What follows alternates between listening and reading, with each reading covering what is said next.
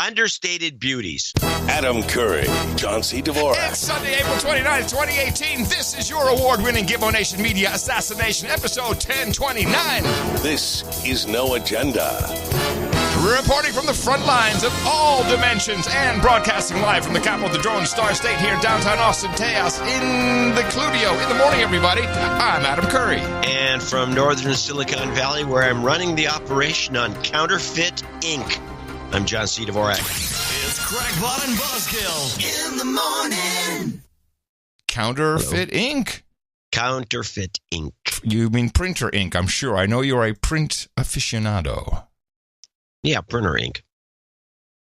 All right. Yeah, I use these bogus inks, and they, don't use the bogus ink; it'll clog the head. It's gonna ruin your printer, and they will just reject it, won't they? The printers will reject it as a non-official cartridge. They got sued over this a number of times. So what do you end up with now? The newer printers does the following: you stick the thing in. Now sometimes it just says it doesn't know, and it says, okay, here we go. But a lot of times it says, hey, this isn't right. This is not an original ink. It's not the right ink. Yeah, exactly. You sure you want to go ahead? Yeah. Oh, they let you do it. They do let you do it. Okay. Yeah, and they say, yeah, I'm going to go ahead. Oh, okay. And then, now your warranty's no good. The printer's like a $50 printer. I mean, what's the warranty? Not even. I think I told you this. I needed a printer for, obviously for some printing, which I never do. And the printer, after, all deductions and whatever promos, I think it cost $17. It was nothing. And they delivered it for that, too. Oh, wow. Yeah. Wow, man. Yeah, wow, man. It's really groovy.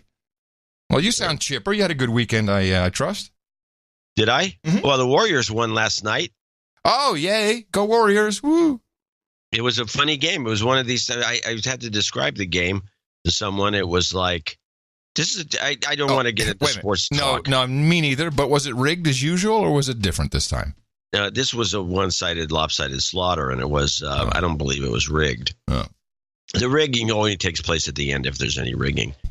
But it was like the only way to describe the Warriors when they play this team plays. It's a very defensive-oriented team. The only way to describe it, and I think the other team would agree, it's horrifying. It's horrifying to watch this team play another team.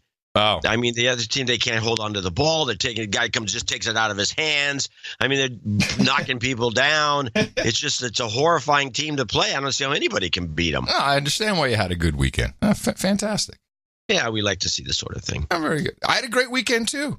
Yeah, we got some stuff done around the house. We had too much to eat, too much to drink. Fantastic. Too much to eat. Yeah, we're sitting down like Saturday night. It was groovy. And then Tina's like, "What are you doing?"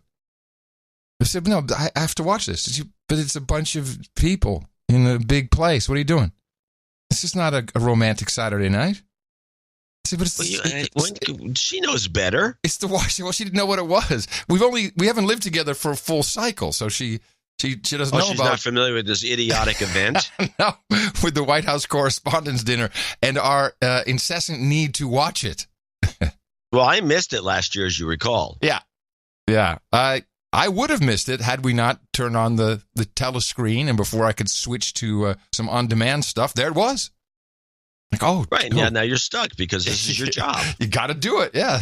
Fun time over. So the Correspondents' Dinner was a bust. Should we explain this for people who don't really understand? There's a press association in Washington, D.C. called the Washington Correspondents Association, something like that. And it's the White House Correspondents.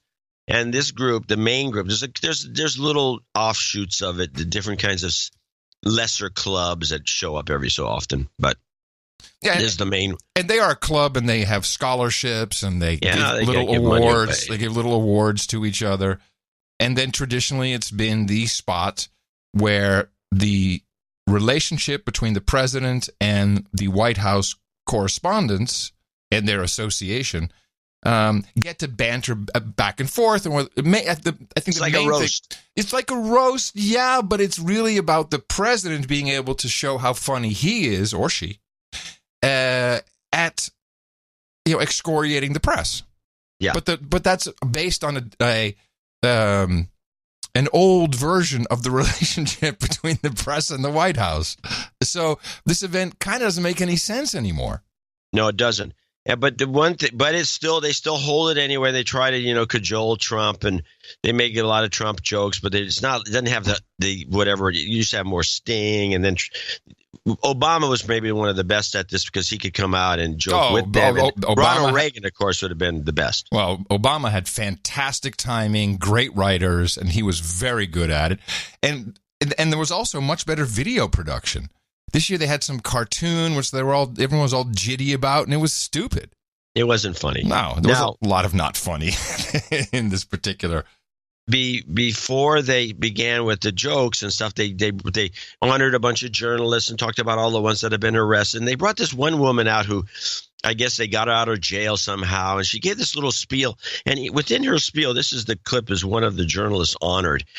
Within her spiel, she throws in a little gem in here that I'm thinking, what kind of an observation is this, and what is she trying to tell us? I'm not a terrorist, but a social activist. 7 years ago, and during Egypt Spring, I left my Juris Doctorate degree and flew from DC to Cairo to carry with me the values of humanity, freedom, and pursuit of happiness. That I helped clean garbage from neighborhoods and playgrounds, helped educate little girls, and save little boys in the streets from being raped by older men on cold winter nights. What? Now, she was saving little girls and saving little boys in Egypt from being raped on cold winter nights, which apparently I guess is what goes on in Egypt. Damn. Only on cold winter nights. Yeah. And wow. So she had to help the little boys. I don't know what she's trying to tell us here, but it's pretty disgusting. Did she say her Jewish doctor degree? That's what it sounds like, doesn't it? Yeah, her Jewish doctor. She's going to be a Jewish doctor. That's interesting. I don't know. So they went on and they brought out the woman. They actually had this. I don't know if I have the woman who was the. Well, before we go there, they had a theme this year, and this was, I think it was respecting the First Amendment. Yeah, and that's a shocker for them. Yeah, well, it was good because it did set up Michelle Wolf, the traditional comedian who's there to roast the president, and some members of Congress and some members of the media, but it's kind of falls flat if you don't have, the clown card there to make fun of. Now, the head of the Washington correspondence operation came out, and when she said this, I knew that the whole night was in trouble. This is the head of the WH. In this room, we are Republicans and Democrats and independents, people of all economic classes, races, religions, and gender self-identifications. Whoa. What? Gender self-identifications. That's right. I said this is getting a little, really? Well, is that what? Yeah. Mm-hmm. So that's what's in the room? I think today, what happens if what if your self-identification is that your gender is that you change genders every 5 hours? Yeah, that should be okay. Although you're mocking gender self-identification, you brute. You think? Yes, you brute. You're not to be taken seriously. Only journos know when you're serious. How about my gender self-identification is to mock? No, Wouldn't that be okay? No. Again, you're just making fun of everything. No. You don't know what it's like to be a victim, man. Well, okay. Anyway, go on with your observation since you're apparently... No, I mean the whole place is like that. What else is new? I mean, I think CNN actually got an award for their fantastic reporting on Russian collusion. I'm not kidding. They got an award for something. I mean, the whole thing is hokey. And I still was sitting there, doing my little narrative when they didn't have anyone talking, people just you're schmoozing around. That must have gone over big with Tina. Come to think of it, didn't really work. We did get the only thing. So Michelle Wolf comes out. She's a big smile, the worst voice in the world. She's like Roseanne Barr. That's part of her shtick, and I've seen her stand up. It's Roseanne Barr's old voice. Somehow she borrowed it or she bought it from Roseanne. Oh, come on. And decided to amp it up a little bit so it's worse than Roseanne's. Well, I've seen her stand up. It's pretty funny. Well, that's hard to believe. Yeah, I know. The only funny thing she said was kind of at the beginning, and then, of course, I had to screw with it. This is the Michelle Wolf Michelle, is this the right one? Yeah, this is the Michelle No Agenda, not the ice. And just a reminder to everyone, I'm here to make jokes. I have no agenda, no agenda, no agenda, no agenda. I'm not trying to get anything accomplished. So everyone that's here from Congress, you should feel right at home. I watched it again this morning as I wanted to pull one or two clips. Yeah. And in hindsight, it wasn't all that bad. It was. Oh no, it was uncomfortable at times. I'm surprised that she wasn't in tears as a normal stand-up would be after this was done. But she was standing. She was at the dais or at the front there at the big table, so she couldn't do it. But I would have expected her to be in tears backstage. She didn't look happy when she sat down. That's for sure. She bombed. It was unbelievable how bad it was. Yeah. Well, it's okay. There were still some jokes I liked. Well, here's the joke that I think it was going kind of okay until she did this particular joke. This is the Michelle Williams, the bomb pussy joke. Michelle Wolf. The Wolf. Michelle Williams. I know it was Michelle Williams. I'm thinking of the model. Pink yarn sales are through the roof. After Trump got elected, women started knitting those pussy hats. When I first saw them, I was like, that's a pussy? I guess mine just has a lot more yarn on it. It's when women go to dick and vagina jokes, it's always funny. It's a cheap laugh. I'm all for it. Yeah. Huh? As it's considered the lowest form of humor. Yes, I know. But you and Mimi, you're like comics aficionados. Done more research before you got me to do this. And that wasn't my favorite one. What else you got? Well, that was my favorite bomb. Here's the one. I got 3 or 4 of these, but here's the last one I want to play is the Michelle Wolf bombing the Bear Stearns joke. But let's go to this one. This is Michelle Wolf broke. Oh, this is where she decides that she's going to start a new meme, which is on our list.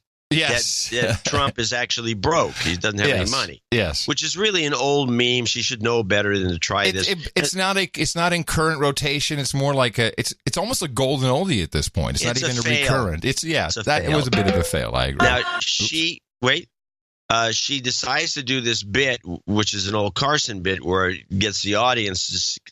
Carson never asked them to do it, but she did. Yeah. She actually asked them to do the bit where the audience yells at her when she says, he's so broke. How broke is he? They're supposed to yell.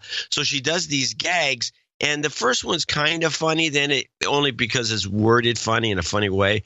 Then it gets worse and worse, and it was a complete bust. He has to fly failed business class. Trump is so broke. He looked for foreign oil in Don Jr.'s hair. Trump is so broke. Southwest used him as one of their engines. I know, it's so soon. But see, I appreciate her doing this.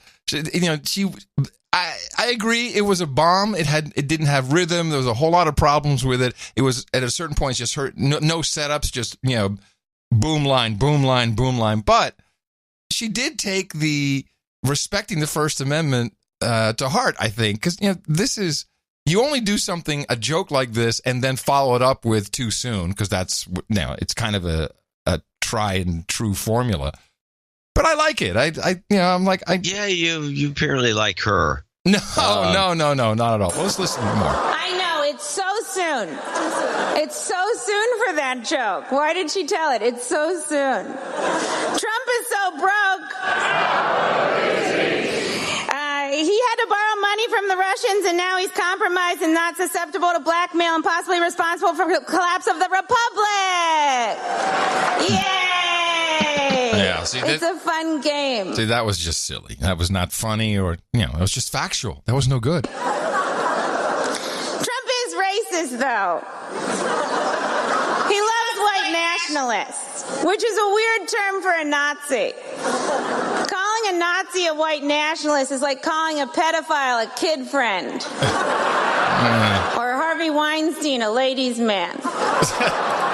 Which isn't really fair. He also likes plants. I thought those were good. The plants joke was funny, but it was a bit obscure. Not for No Agenda.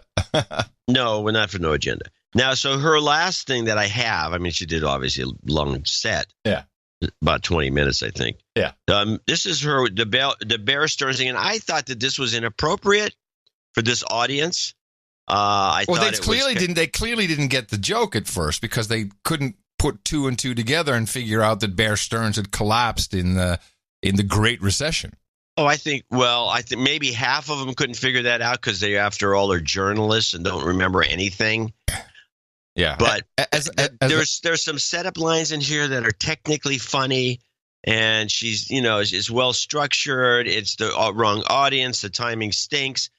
She bombs. To me, as she finished up, this was the biggest bomb of the night, and I think that she should have been in tears after this. But good for you. Mike Pence is a weirdo, though. He's a weird little guy. He won't meet with other women without his wife present. When people first heard this, they were like, that's crazy. But now in this current climate, they're like, that's a good witness. Which, of course, she also had a lot of stumbling in the punchline problems, which when you're already in a rough rhythm, and she fumbled a lot of her punchlines. Yeah, she fumbled a lot of the setups. Yeah. To the Me Too movement, it's probably the reason I'm here. They were like, a woman's probably not going to jerk off in front of anyone, right? I like this. And to that I say, don't count your chickens. There's a lot of parties. Now, I've worked in a lot of male-dominated fields. Stop. So her punchline to this is, don't count your chickens, and she muffs that. It was I don't know why you think this is funny. No, it was funny, but it was a bad punchline. I agree. She says, she should have said, don't be so sure, would have been funny.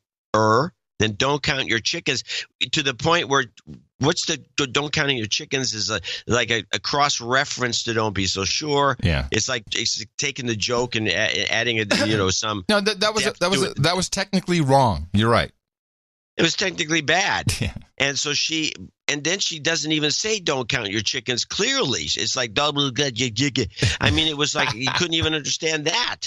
So she takes and botches that, because I think what she sensed was when she said a woman's not going to masturbate in front of a big audience or jerk off, I think she said. Yeah. I think the audience fell so flat at that moment, like, why is she – what has this got to do with anything? I think she realized that was a bomb. And now she was upset to the point where she couldn't enunciate. Oh, that's possible. That's possible. And so then as she finishes up, she's trying to catch up, and she's doing a soldierly like job of slogging through the routine, which is written down. And she manages to get through it, but I really can't not believe that she was very upset by how it worked out. Of male-dominated fields. Before comedy, I worked at a tech company, and before that, I worked on Wall Street. And honestly, I've never really been sexually harassed. That being said, I did work at Bear Stearns in 2008. So although I haven't been sexually harassed, I've definitely been fucked. Yeah, that whole company went down on me without my consent. And no men got in trouble for that one either. Yeah. You didn't like that? Things are changing. You didn't like that? The Bear Stearns? It was, like I said, it was well structured, but it wasn't getting any laughs. Mm. And really the key to all this is you got to get some laughs, and you got to get the audience going. She lost the audience with the pussy joke. Yeah. And she never recovered, never got him back, didn't know how to do it. It was like watching an amateur up there, which I believe she is, kind of. She's not like a high-end comic by any means. No, I don't understand why they don't bring somebody in. They'd get him to do it. Frank Caliendo would be funny. There's a lot of people out there with the skill set that can handle an audience like this. Yeah, I've always thought Frank Caliendo is the guy for this. Yeah. Whoever that is. Yeah. Well, you know who it is. You just don't know all right. his name, apparently. But you know who Frank. If Frank Caliendo would kill this audience, it would be fantastic. And it'd be good for his... Okay. But the premise is all wrong. There's no reason to have a roast when the subject of the roast is not there. This is the whole problem. You cannot win at all doing this. It just doesn't make sense. Now, what I like is that she attacked a lot of people personally, which I like it. I don't know what to say. It's I know you like it, but you're not supposed to attack people on the dais unless it is a roast about them. Or you're the roastee, you're condemning everybody. What she did was against the rules. Here is a collection. Why did she go after Sarah Sanders but not go after the guy sitting next to her? Well, I'm gonna play a few a little collection of mean things she said. Good evening. Here we are. Well, not just the mean, White House Correspondents' Dinner. This is a compilage. Like a porn star says when she's about to have sex with a Trump. Let's get this over with. It's 2018, and I'm a woman, so you cannot shut me up. Unless you have Michael Cohen wire me $130,000. That was Michael, good. You can find me on Venmo under my porn star name. See, that's dumb. It was good already. She didn't have to do this one. Reince Priebus. Reince just gave a thumbs up. Okay. Mike Pence is what happens when Anderson Cooper isn't gay. You guys gotta stop putting Kellyanne on your shows. All she does is lie. If you don't give her a platform, she has nowhere to lie. It's like that old saying. You see, people were clapping. Do you hear that? Someone was clapping in the audience. Yeah, they also took one shot of Kellyanne. Oh, yeah. She's just looking at her. I mean, every time they shot the audience, I saw very few people except young millennial women. Yes.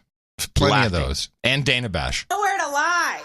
It's like that old saying. If a tree falls in the woods, how do we get Kellyanne under that tree? I'm not suggesting she gets hurt, just stuck. Part of her problem is this is actually how I think people talk. Certainly in DC, certainly in M5M. It's executive mode. They talk, and there's this executive mode feeling, and we can kind of say anything. And she really went all in on that. And again, if Trump were there, it would have been better.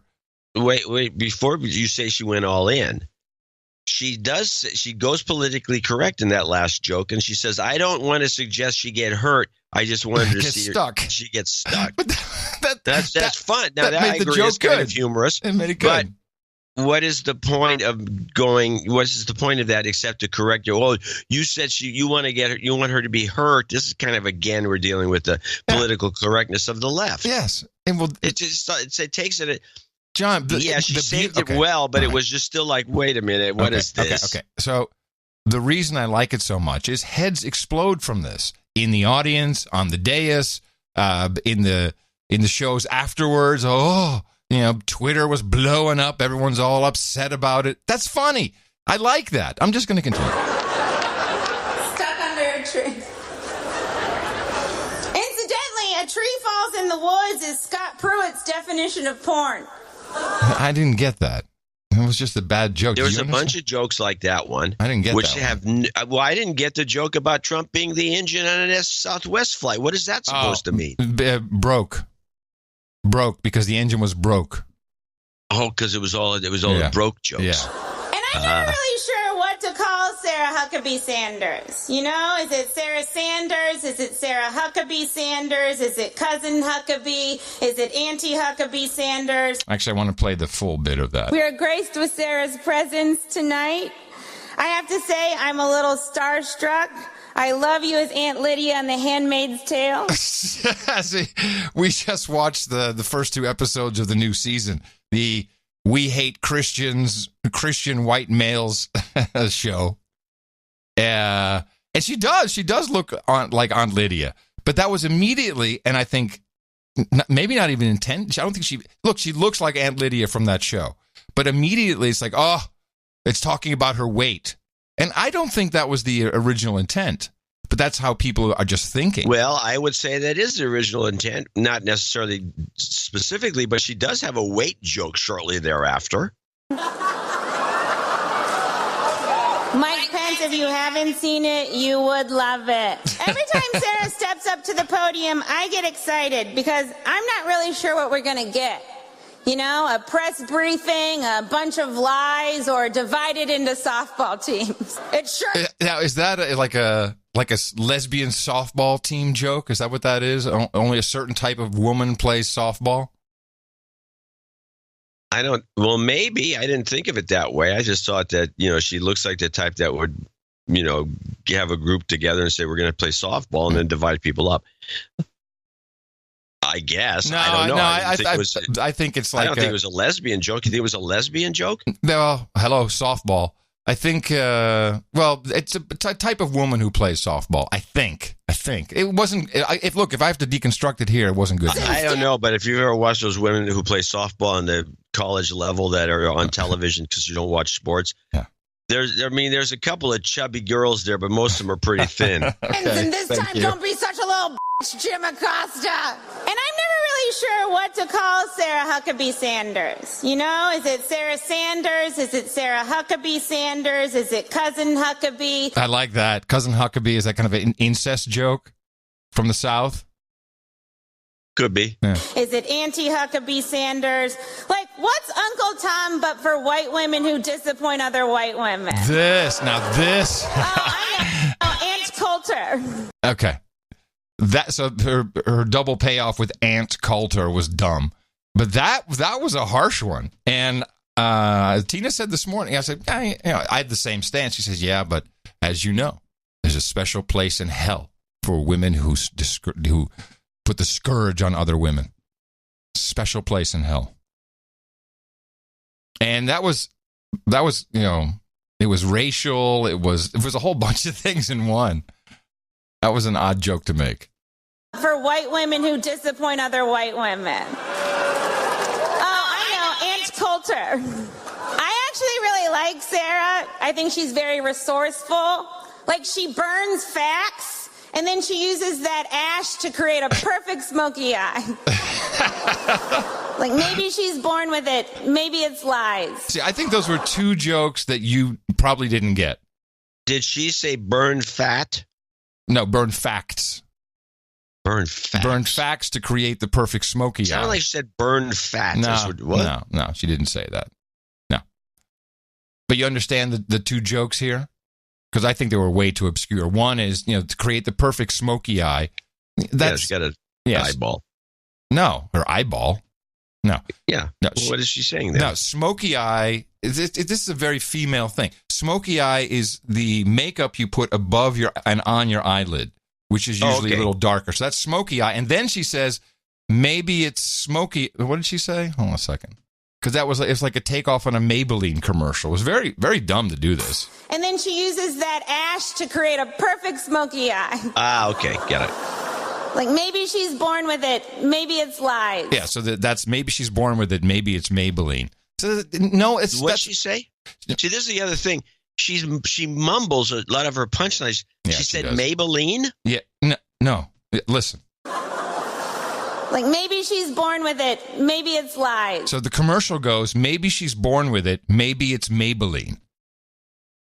That's the original commercial, which is from 1989. And she says what?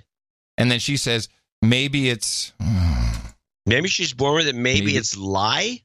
Lies. Well, maybe it's lies? Like, maybe she's born with it. Maybe it's lies. Yeah. It's probably lies. Okay, you're right. I don't get that joke. Yeah. It's too obscure. Only a culture hound like myself, who also partially ran follows Maybelline commercials from the 80s. I know. So this did not go over well. This did not go over well. Here is ABC chief White House correspondent John Karl regarding these jokes. How uncomfortable was it being in the room, and is there a way in which this whole situation could ultimately redound to Sanders' benefit? Well, I've been to a lot of these. I know you have too, Dan. And there was a lot that was good at the dinner, celebration of the First Amendment, some journalism awards, scholarships. I think that the comedian crossed the line. And this went from poking fun to being mean-spirited. It was very uncomfortable. I think that Sarah Sanders handled herself very well, considering what was coming her way. And I think that most people in that room we're uncomfortable. We're uncomfortable with the direction of the jokes, no question at all. And certainly the only thing it will do is results probably in more goodwill for Sarah Sanders, because nobody should have to sit through that. Oh yeah, no. This is ultimately very good for her, for Sarah, because now she has sympathy. She's a victim. This is what you need to be. She's a victim. She's a victim. Exactly. No, she's a victim. This is fantastic. She's a total victim. So happy for her. It's really good. I mean, John Carl was the guy sitting right next to her. Yes. Yeah. So everyone looked uncomfortable. Now, here is the end. Except the millennial women that were in the audience. Oh, yeah. They were all yucking it up. It was the weirdest thing you've ever seen. Well, I thought her parting, well, not the actual last joke, because she flubbed the line, but what she said here, I thought was the most true and just a fabulous ending to this otherwise horrible stand-up routine. You guys are obsessed with Trump. Did you used to date him? Because you pretend like you hate him, but I think you love him. I think what no one in this room wants to admit is that Trump has helped all of you. He couldn't sell steaks or vodka or water or college or ties or Eric. But he has helped you. He's helped you sell your papers and your books and your TV. You helped create this monster, and now you're profiting off of him. And if you're going to profit off of Trump, you should at least give him some money, because he doesn't have any. Trump is so broke. He grabs pussies because he thinks there might be loose change in them. Stupid. It was unnecessary. She was doing something really good there. She was pushing everyone's nose in it. And then she's like, what kind of payoff is that? You thought there was loose change in it. That's dumb. That was too bad. That was too bad. But I liked it. That she was telling them that she was speaking truth to power. I heard it. She was speaking bad jokes to power. Here's one little red carpet snippet I caught. Don Lemon, the overnight sensation at CNN, who loves dressing up. He happens to be gay, by the way. Let's go to our Kate Bennett. She is on the red carpet with, look at him looking dapper, and Kate looking gorgeous, Don Lemon. Hi, friends. Hello. We have definitely got a non-nerd here, breaking the rules of nerd prom. So what's it like being here this year in this era, the second, Trump White House Correspondents' Dinner? It's actually very interesting, Kate. Last year, there weren't many representatives of the White House here. Of course, the president wasn't here last year. He's not here this year. All weekend, I've been running into people from the White House. I ran into Kellyanne Conway like 4 times. She was just around here. I ran into Spicy, Sean Spicer. Spicy. Ooh, he has a nickname for him, Spicy. A couple times today, and it's weird just like seeing them out and about with the media, because what they say about CNN, supposedly we're fake news, but we only got turned down a couple times. I won't say by whom on the coverage. Got turned down a couple times. I won't say by whom. So this is a very pop culture time, though. People are talking about Kanye West. They're talking about the president. Like, what's happening, do you think, out there in the world? Well, whenever you have a black guy, you got to bring up some black culture. That's what you do if you're a journo. Oh, I think I'll ask him about Kanye. I've gotten a lot of questions about here on the red carpet and just people in general about Kanye West, and I've said the same thing. Tonight is about the free press, about freedom of speech. Kanye West is free to speak his mind and say whatever he wants, but when you do that, you should realize the power of your words and the power of your platform, and you should actually know what you're talking about. And if you're going to support something, or if you are supporting something that's detrimental to your own culture as a person of color, or for me as a person of color who happens to be gay. So that's it. Excellent point. I know 0 gay guys who would say, I happen to be gay. 0. They would say, I'm gay. I'm a person of color who happens to be gay. Jeez.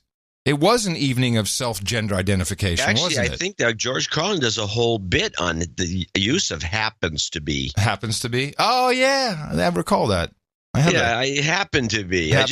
All of a sudden happened to be. But that is but I think even in that bit, that's something that people say, oh, my best friend happens to be black. But for Don Lemon, about himself to say, he just says, I'm black and I'm gay. How hard is it, Don? Well, you can say I'm a person of color, okay, if that makes you feel better, and I happen to be gay? I don't know. I've never heard a gay guy or gay gal ever say that. We should start saying we happen to be white. We happen to be podcasters. We happen to be male. I happen to be straight. To be straight. To be a straight white man. Whoa. Yeah. Yeah, this is where it's going. I just happen to be straight. That's right. What are you going to do? Nah, it's nothing to be done. Well, overall, the thing was a bust. Yeah, it was. Yeah. I think I think your initial premise at the very beginning of this block was correct. This is something that's outlived its usefulness. I think Trump is making it clear. Trump went out and gave a stump speech. Very good one. I watched it. It was good. I mean, he still has the ability to do these speeches and hold an audience for an hour. And he, I think, has killed this thing. I think it's got to reorg in some other way and stop doing this bit. The bit is especially to a connected world, a network group, people on Facebook and Twitter and the rest. It's not. It's archaic. It's archaic. Yes. It's like, why are these guys intermingling the way they are? They're all buddy-buddy. They're supposed to be covering each other. And they've already lost. You can't really cover each other if he's your best friend. Well, this thing, and I would argue this is really, you saw the swamp, if we can speak of a swamp in D.C., a part of the swamp which is starting to dry up as, now the president doesn't go there anymore, but the celebrities also aren't going. They don't want to be mixed up in this. I didn't see a single celebrity there. Yes, I saw one. Who? Carl Reiner. Yeah. Yeah. Seriously, so Carl Reiner, they're holding court. Yeah. Oh, yeah. There was the rest of them were just the same old blowhards you see all the time. I saw that Desjardins girl Jenny? from not Jenny. The from PBS girl. The PBS girl with the big nose. She is extremely petite. Oh, really? Yeah, she's very small. She's almost like anorexic girl. Oh my goodness, I didn't know borderline. That. Huh. And there's a lot of other people they kept showing around. They had the Adam Schiff, who's tall, I guess, or tall enough that he's roaming around looking like the constipated turtle. Very funny. And you can see other people there holding court. Yeah. But yeah, no, Carl Reiner is the only celebrity I saw. I saw no celebrity females and no others at all. Yeah, you're right. They gave up. Yeah. So you're right. It's what is it? Archaic. It's old-fashioned. An anachronism. An anachronism. It's old-fashioned is what it is. They need to stop. Yeah. They just need to stop. It's no good. And it's pathetic. It's borderline pathetic. The comedian they brought on to do this should be the last time this is ever done. It's like you just signed your own death warrant. Yeah, for this bit. And yes, it probably won't be televised. Well, C-SPAN will still run it, but it won't be televised because people don't want the embarrassment anymore. And they'll use Michelle Wolf as the reason, or they'll get someone. How can you? Next year's comedian, if they do it, will be so safe, and it's over. It's how broke is he? Well, he broke your correspondence dinner. Right? I got a little bit on Iran. I figured it out. Jeez, I was, I've been on this quest to figure out. Oil pipelines. No, it's not. I mean, ultimately, everything has to do with oil or resources, ultimately. But we've had the president continuously, mentioning Syria, Iran in one breath. In fact, here's a little bit I picked up from this week. In our meetings today, this is when he was with Angela Merkel. Chancellor and I discussed Iran, the Iranian regime, fuels violence, bloodshed, and chaos all across the Middle East. We must ensure that this murderous regime does not even get close to a nuclear weapon, and that Iran ends its proliferation of dangerous missiles and its support for terrorism, no matter where you go in the Middle East. Wherever there's a problem, Iran is right there. They're right there. So after the show, a number of our producers sent me messages, and my assertion was, "Hey, hold on a second. We're seeing cryptocurrency spiking when Iran comes into play. Even though we're bombing stuff, we're bombing stuff in Syria.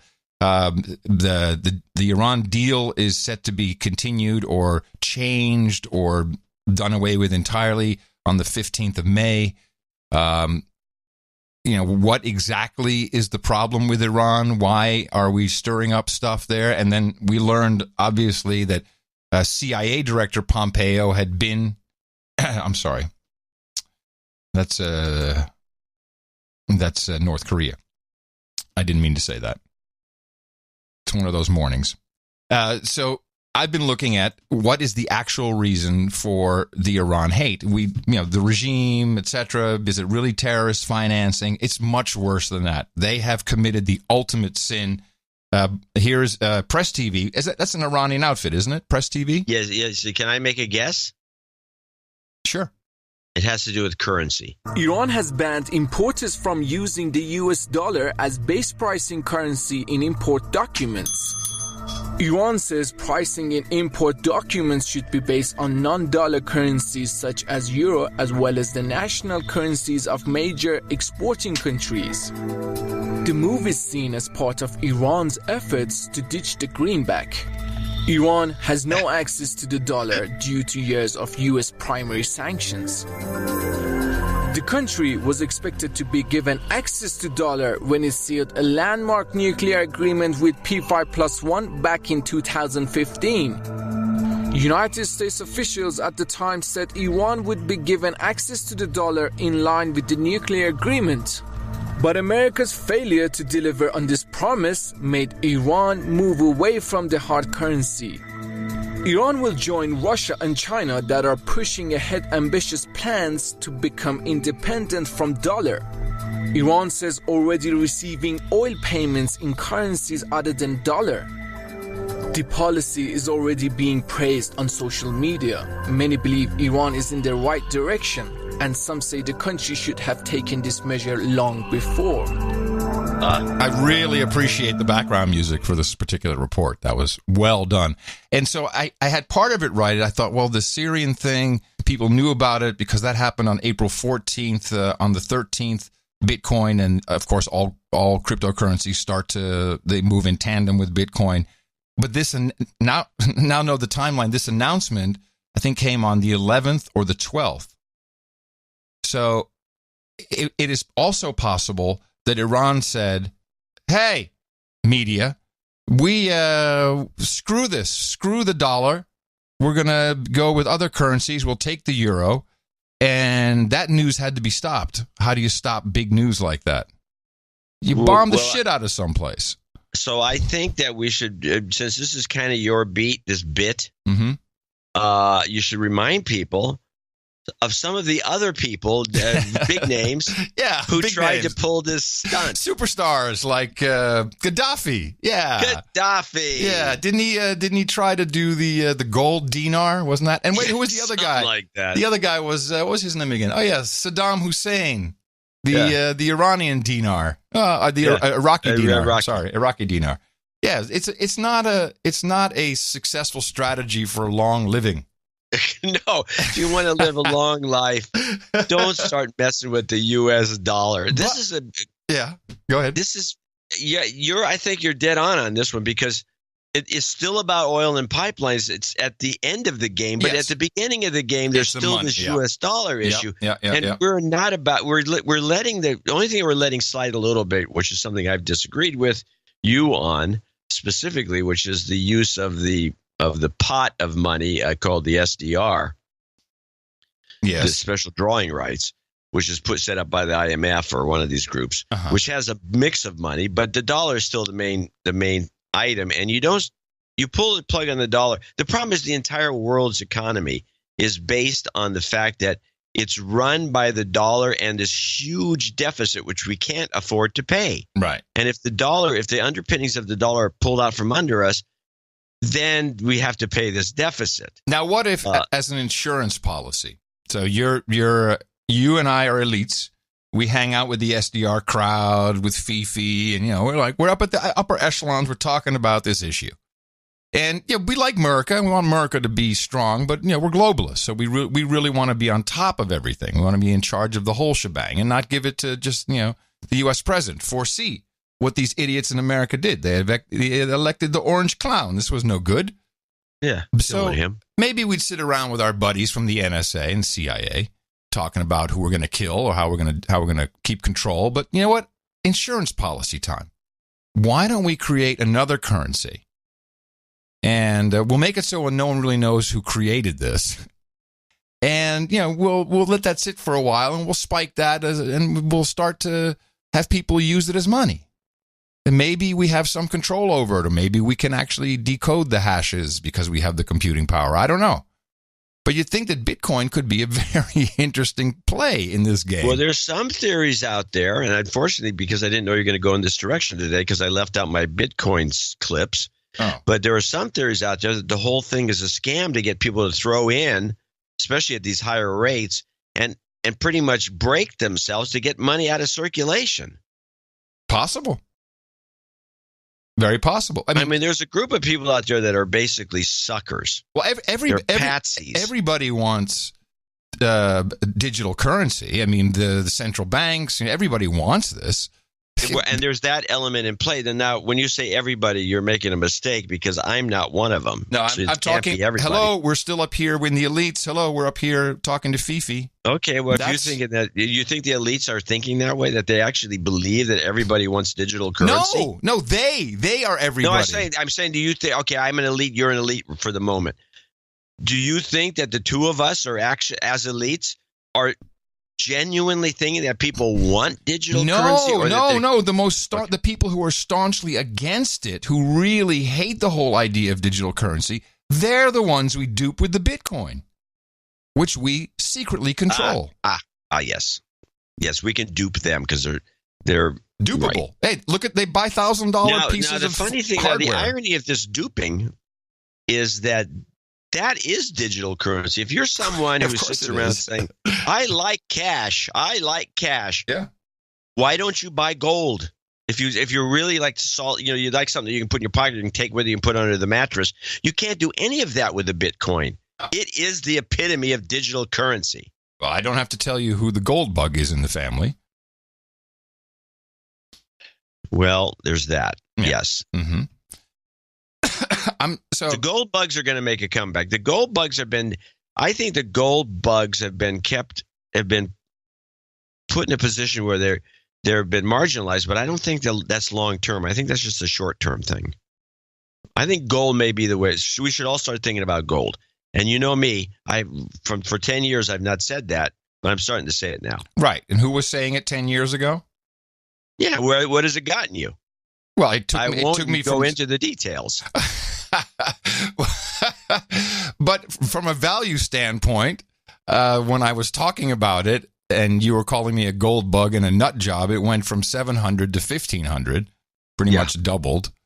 Yeah. And what is it now? 11, 1,200? Where is it? No, it's about 13. Oh, 13? Okay. 13, maybe up to 13.5, something like that. But forget all that. Forget that. I'm just looking at the big picture and possible scenarios.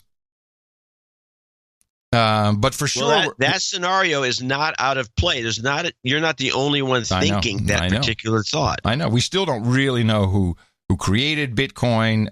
We're seeing it already in the markets. We have all the major bourses, exchanges saying, once we have some regulation, then we'll be happy trading cryptos on our system. They'd be crazy not to. Their lunch is being eaten by these fly-by-night operations that are doing trading, put up trading systems. I mean, there's thousands of them. It's just insane. So, they all see the writing on the wall. Now, it's still not money to me.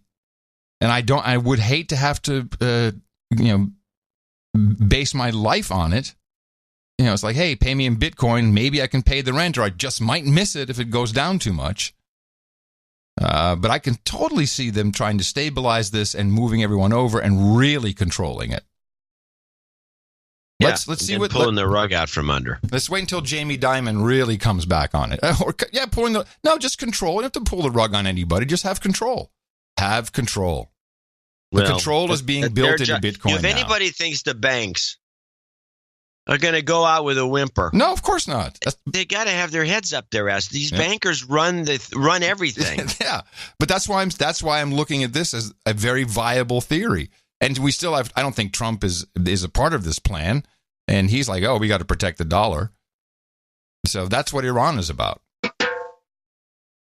But it is interesting that the cryptos are the things that where you can really track it. So I'm looking at that now.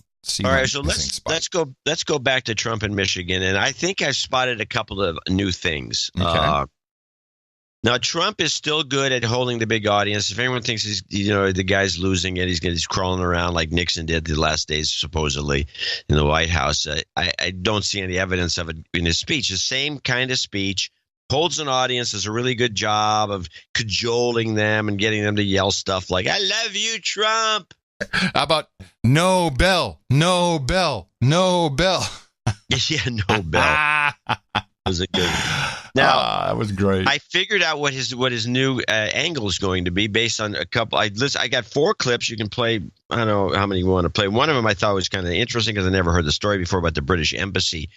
And actually, the British Embassy story is interesting because it gives a little hint as to his new direction politically insofar as how he's going to appeal to the public at large. Let's play that. Reading about it. So the embassy, but it's not that, look, it's opening in a month. Now, as you know, in the UK, in London, we had the best site in all of London. The best site. Well, some genius said, we're going to sell the site, and then we're going to take the money and build a new embassy. That sounds good, right? But you have to have money left over if you do that, right? So they sold the site for I think, and I'll check the numbers because they'll say, oh, he misrepresented it, but these numbers are close enough. They sold the site for $250 million. They think they're geniuses. They go out and they buy a horrible location, and they build a new embassy. That's the good news. The bad news, the embassy costs over $1 billion. So now what do we have? We have an embassy in a lousy location. And I was supposed to cut the ribbon. I didn't do the deal. It was started by Bush and Obama. It was a Bush-Obama special. But it could have been stopped by Obama. It would have been stopped by me. So they have. So I said, what kind of a deal is that? You sold this great site. It's the best site in London. Literally, the best site. They were so happy they got $250 million or whatever. But they spent all of that money plus a lot more to build a new embassy in a lousy location. So, I don't know, folks. We need a whole new thinking here. We need a whole new thinking. We need a whole new thinking. We're going to finally put America first, okay? Hey, does this embassy have a green zone? I mean, how big is this place? Well, you have to remember this is a Bush. I like the use of the word a Bush-Obama special, which is, I think, when I play the next clip, I think I've seen where he's going to go with his targeting over the next period. But this was a period after 9/11 when Bush. And they were still in Iraq, and they were building that monster, the Green Zone monster. Which was multi-billion-dollar with the big green zone. Multi-billion-dollar embassy, which I think they've half abandoned now. And it's more or less of a spying. It's more like a CIA office and so they built this thing in London out in the middle of they did have a great location for their old embassy. You probably have been by it. Sure. And they moved this thing to some, it's like one of these brick. Or not brick, but a big cement, ugly-looking piece of crap, which they've been building all over the world. These embassies are not anything to be proud of in terms of their appearance. They're more like bunkers. They're like bunkers. They're secure. They have, they got this. Supposedly the Russians can't drop bugs all over them or whatever normally goes on. And it costs a lot of money. And this is during that period where everyone's freaky and they're all paranoid, and that's the Bush administration. Obama could have put a stop to it, and he didn't. Has this thing been done by some high-end architect? That's what it looks like. Oh, I don't know. Jeez. It should say on the picture if you're looking at the picture. But so let's go to where I think Trump's going to be head. This is Trump in Michigan blaming the new target. With the European Union last year, it sounds so nice, the European Union. You know why? I mean, they literally did, like I said, they formed to take advantage of the United States. And I don't blame them. You know what? I don't blame them. I don't blame President Xi. I don't blame Prime Minister Abe of Japan. I don't blame the heads of these countries for taking advantage of us. I blame past presidents and past leaders of our country.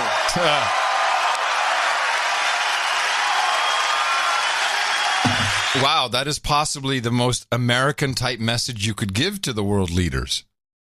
Yeah, he goes on with the stories. That's very interesting, and I've heard him ramp this up, and this is totally his new thing. It's like, hey, world, we may have screwed you, but it was those guys. He has decided, and I think this could be effective because we've seen especially with Bush. Who nobody really liked, and except, there's some diehards, and the Christian right liked him quite a bit. And Obama, which was really pretty much the black community, loved the guy to the end. But generally speaking, and I don't know about Clinton, but these presidents aren't necessarily liked, and they're seen as douchebags by some circles. But no one's ever actually gone after the past presidents the way this guy. No, looks it's like not done. It's like a not done type of thing, which is why he's doing it, I'm sure. Well, it's going to work because it sounds like it might not. There's more to that clip, I believe. Yeah, just before he starts ramping it up. You can see where he's headed. You can see, and you have to look at these speeches he does to the stadium audiences. And by the way, I watch this stuff, and it's just like, if this guy isn't a reincarnation of Mussolini, I do not know who is. Wait.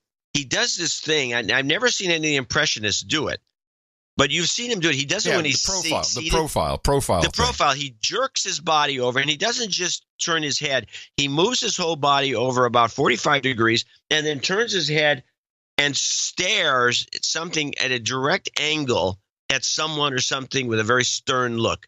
And he usually does it to the left. He does it to the right once in a while, but it's almost always to the left. He's got that's his good side. And he'll do this, and he poses it. Yes. And it just looks like Mussolini. People got to go back and look at Mussolini. No, you've mentioned this several times. I'm in complete agreement. But yeah, the idea of criticizing previous presidents is going to drive people apeshit. Because now they think that it's extremely un-American to do this. I think it's very American to do this. Hey, we screwed up with those guys. They did it with Carter, and Obama did it with Bush. Oh, really? Bush did it with Clinton. Not to this level. No, not to this level. He's blaming all of them. Yeah, but he's saying to the world leaders, hey, we killed your people? There was that other guy. Come on, this is genius.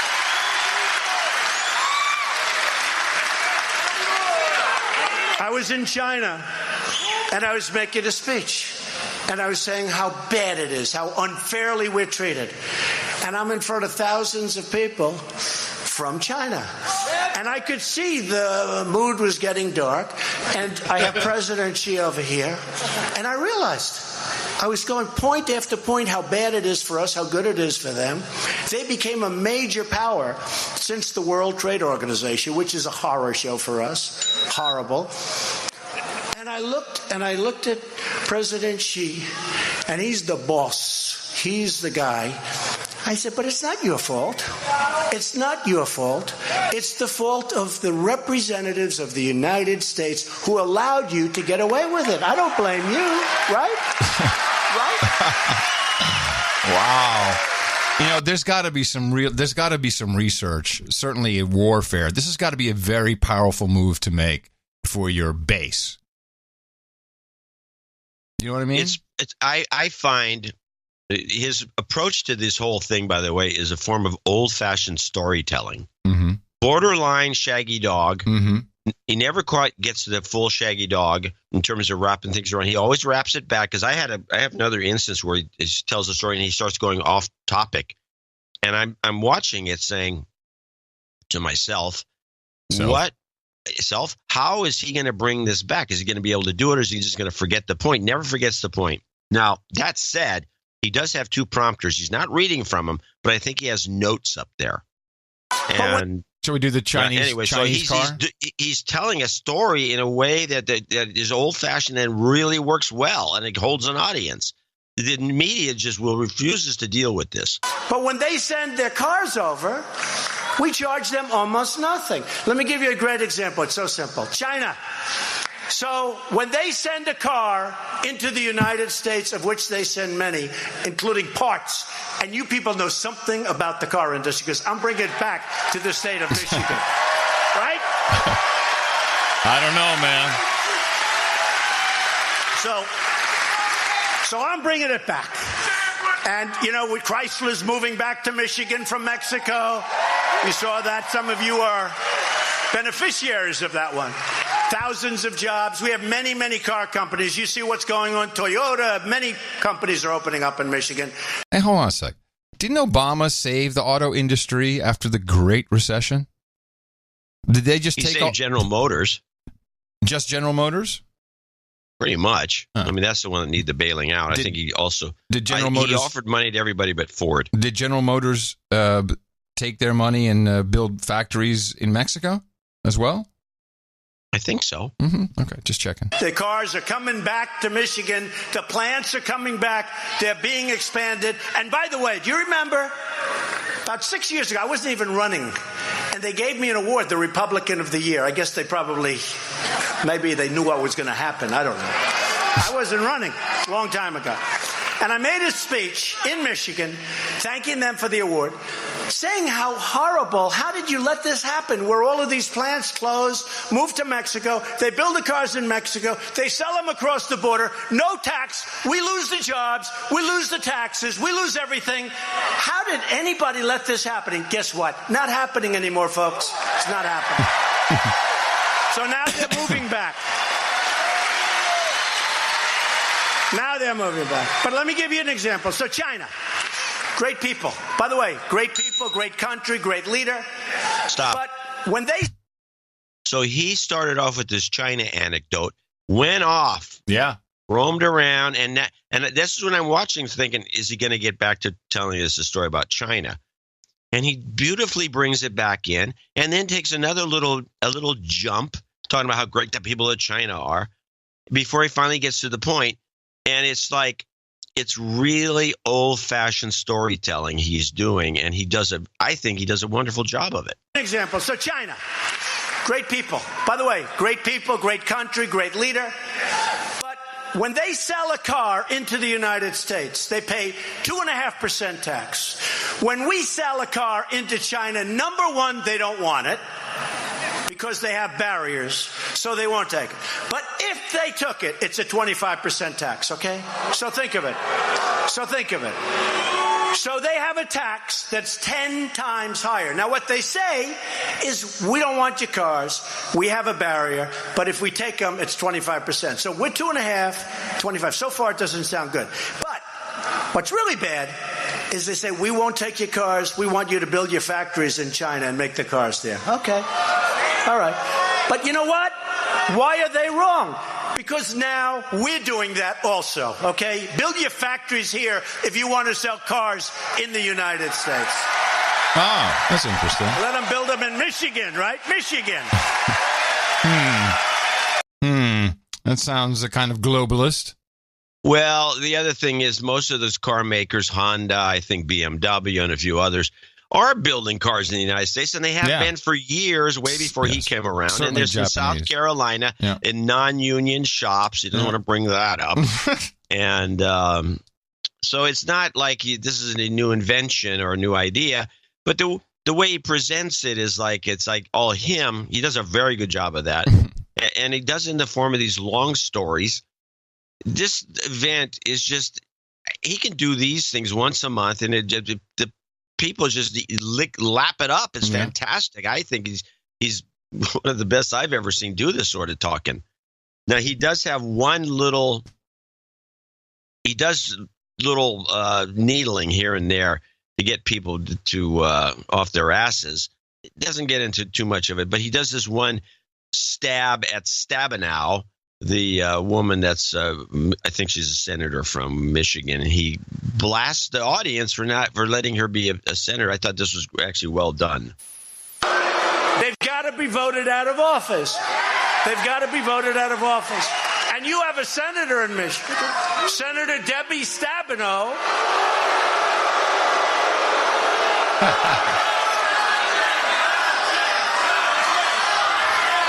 She voted against Kate's law. She voted against tax cuts. She votes against borders. She wants people to flow into the country, and you people just keep putting her back again and again and again. It's your fault. So you got to get to the poll. And we have some great people running. The primary is going to be over with soon, but we have some great people. And honestly, if you want the borders to be secure, if you want to keep those big tax, how have you done with the tax cuts, by the way? Okay. All right. He's unbelievable. Entertaining for sure. Yeah. Better than Michelle Wolf. Definitely. Hey, we were talking about the Listener company that does the ultrasonic tones on the other show. Oh, yes, another one of your things. Yeah, and then you came back around, and I later realized why, and you recommended a movie which you had recommended in the past, which I had not seen yet, and you said it's one of your favorite movies. And I said it's a really good movie that addresses this. Okay, well, first, so it's Josie and the Pussycats. I think the reason why you came up with it is because I was talking about Lost in Space with Parker Posey, and Parker Posey is the evil record company executive in this movie. Yes. And Tara Reid is in it, and it's got a good cast. Okay, it's a light comedy. John, WTF, bro? This is not a good movie. I never said it was my favorite. It's not a good movie either. It's not a good movie. And and it has to do with subliminal messaging, not secret tones being transmitted. I said it reminded me of the movie Josie and the Pussycats, which I believe is a good movie. Okay, fine. I got you. It's not a good movie. Well, okay. It was horrible. You liked that crazy story about the Christian cult, what is that thing with what's her name? It won all the awards. You're a big fan of that series. I think it sucks. I don't like it. Hey man, just take it while you're down, okay? Don't try and bring me down to your level just because I like Handmaid's Tale. That's it. I watched that because it is the future. It is where we're going. The Christian white men are going to take over the government and make sex slaves out of the women. It makes nothing but sense. I don't think it's even going to come close to that because as I segue before we do the segment. Yes. Because as you remember the company Real Doll? Yes. Well, they've changed their name to Real Robotics. Oh, no. Wait a minute. The Real Doll, for context, I first heard about it on the Howard Stern show when he was still on FM radio. Oh, it's been around for years. Decades. Yeah, decades. And they make this high end. At the time, I think it was $5,000. Inflation may have still gone $5,000, yeah. And it's a high end sex doll. Yeah. Yeah. Okay. And it looks like it's based on real people. So Often. It looks like a person, although the person is always a kind of a porn star. Yeah. And dolled up like one. And with big, they're very lifelike. It's customizable. You can have small top, big top. It doesn't make any difference. It's very realistic. So KPIX, our local station, did a special report, which I think was an infomercial or not. I'm sorry, native ad. Seems kind of long. This is only half of it. I only clipped it here, but this is the best parts. And I wanted. Oh, sorry. Wait. I want to get some setups.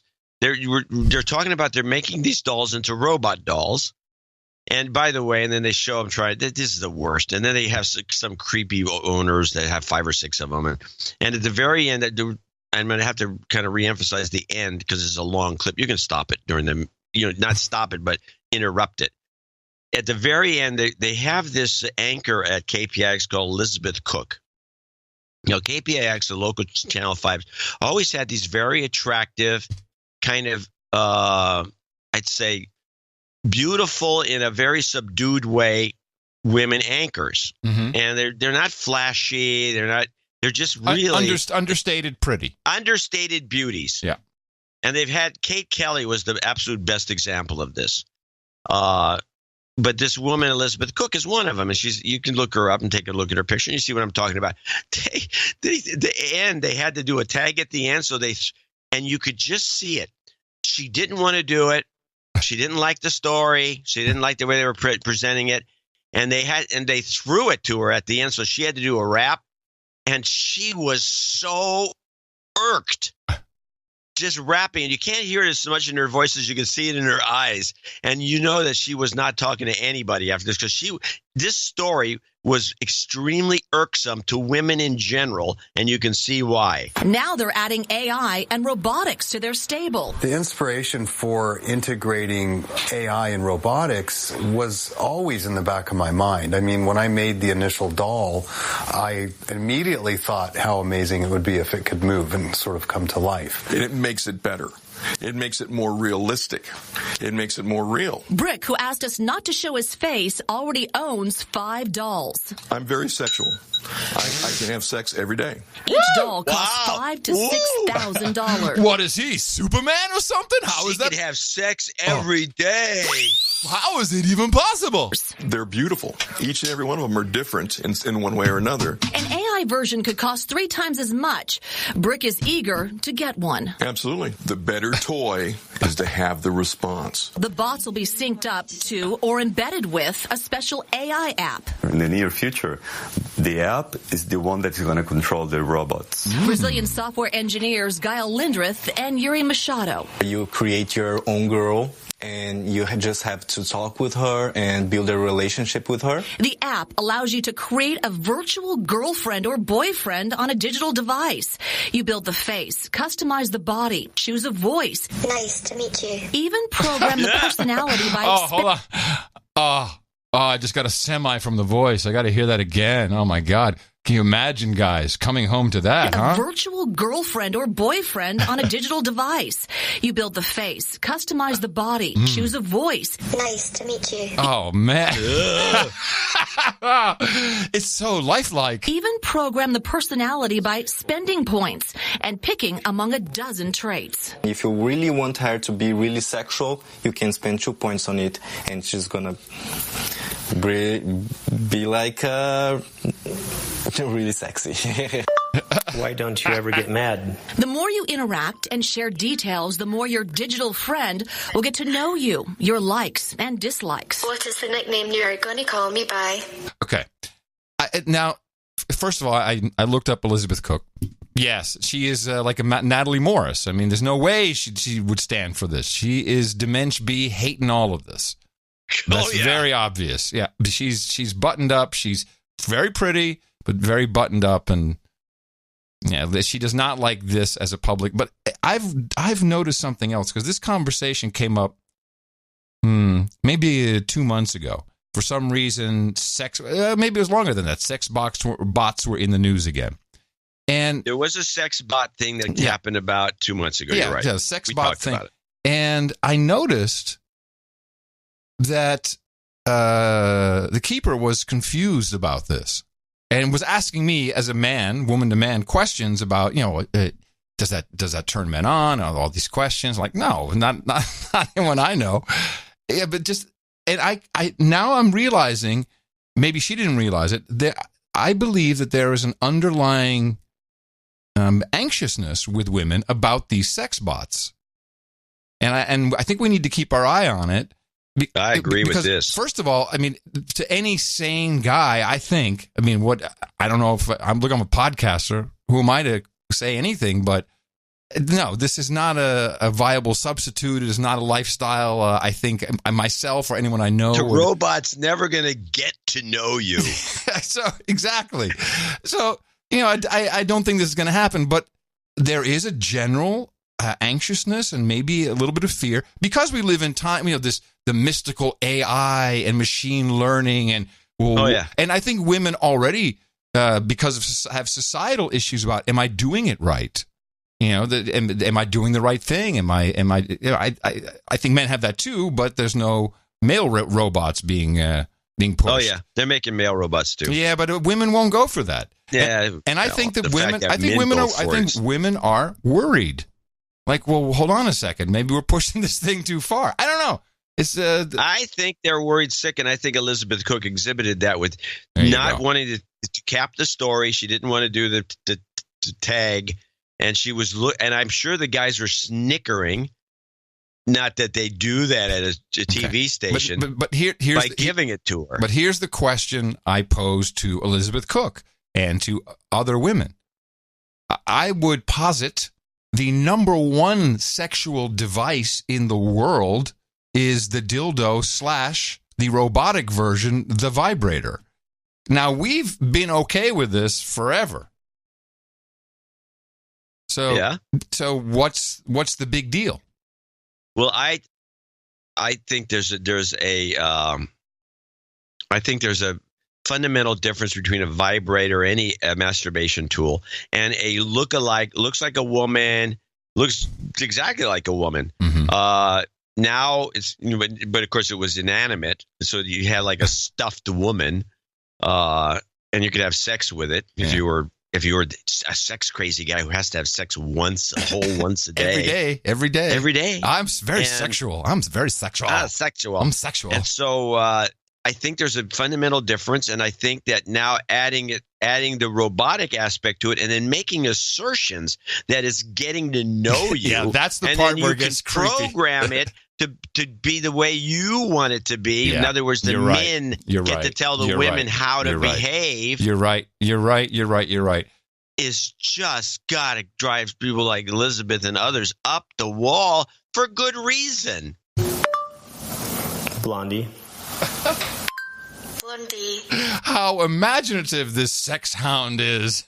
So beautiful. Thank you, baby. Soon the app will be paired with the actual robots. By the end of this year, we're going to have a version of our robots with everything embedded. I want to become the girl you have always dreamed about. The robotics team is currently focusing all its efforts at this point on the neck up, on the bot's brain, so that humans can better bond with them. They're not these nasty, dirty perverts that just, can't get enough sex. It's really more about the companionship. Brick agrees. He runs an online forum and says loneliness plays a role.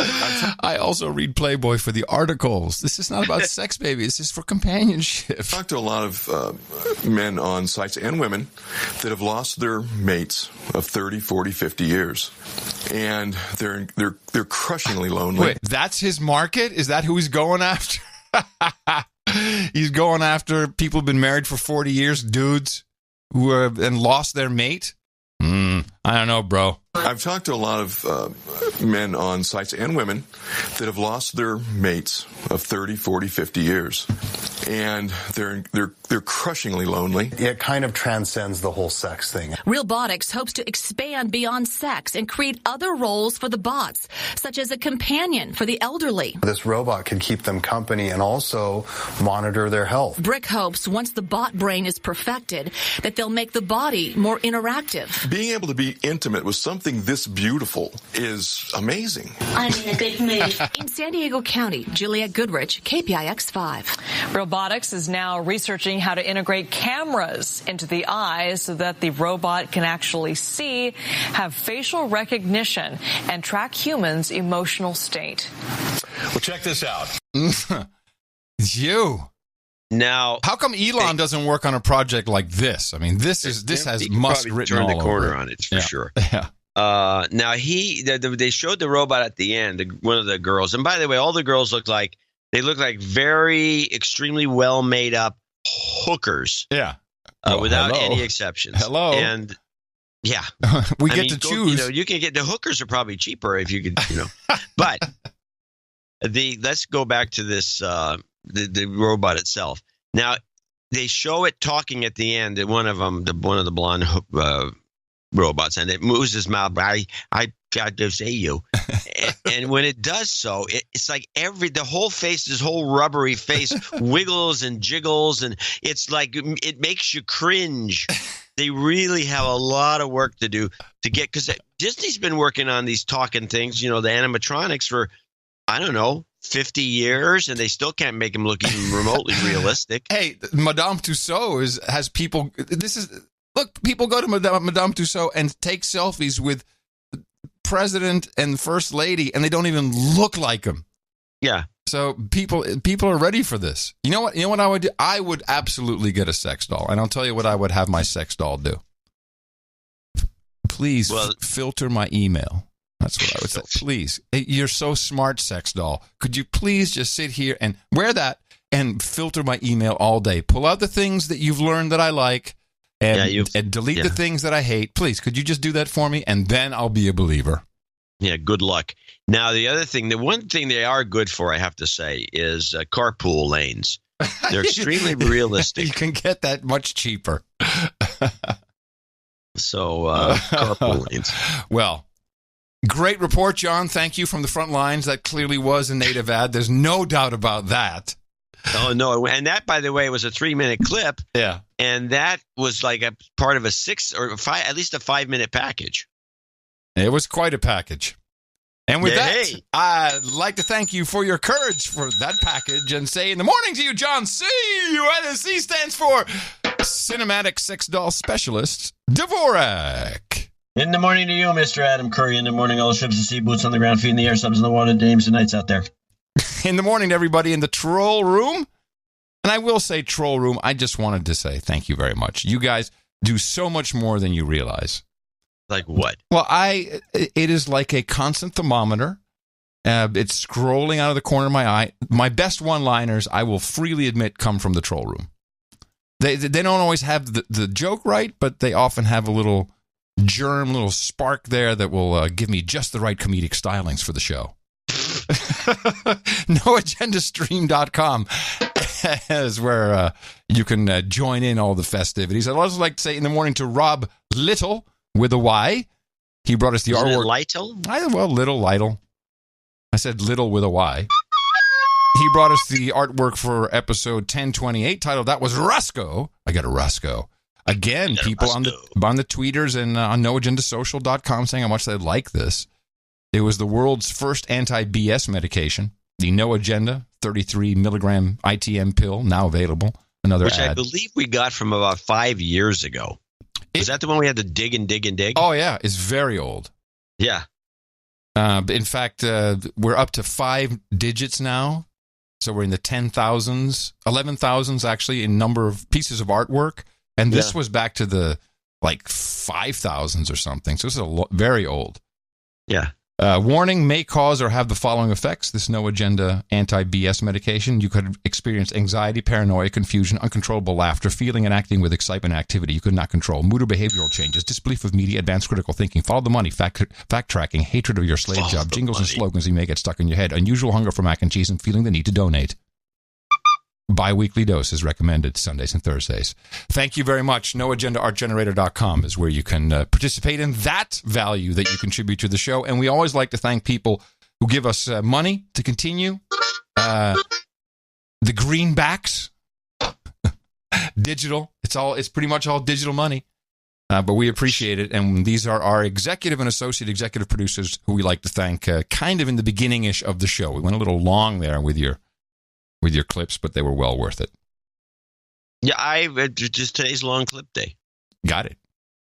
Sorry. I didn't like the idea either. That's what it is. But I figure you can interrupt them. Let's thank a few people for being executive and associate executive producers for show 1029. Tony Cabrera is at the top of the list, $391.47. Thanks. He's got thanks. Thanks. He says, in the morning, John and Adam, here's your latest 33% share of the shop's profits. Oh, nice. This is our No Agenda shop. The shop that makes the T-shirts. Mm-hmm. Yes. The latest T-shirt shop. Yes. Big thanks to the artists who have made it possible to keep me adding new design to help propagate the formula. I'd like some new shop karma for the art and apparel website I've launched with my wife at boy, this is not going to work for him. It's very hard. Differenttimes.com, and it's spelled DFRNT. If you can remember that, you can remember this whole thing. DFRNT times, all one word, .com. Stay safe. I'm looking at it right now. How is it? I like it. There's some interesting. I mean, I'm a T-shirt guy. Oh, she's nice. I'm a T-shirt guy if if it's for our show or something really outright. This is actually, they got some phone cases. They got some interesting stuff. It's highly designed. Well, maybe he's using our show, and I believe this is fine, as a kickoff, as a bootstrap. Yeah, that's very bigger good. Things. Very good.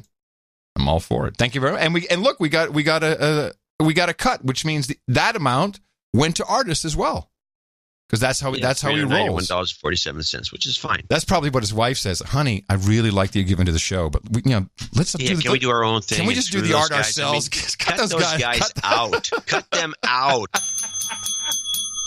They're a couple of pigs. Have you ever listened to those two guys? They're two pigs.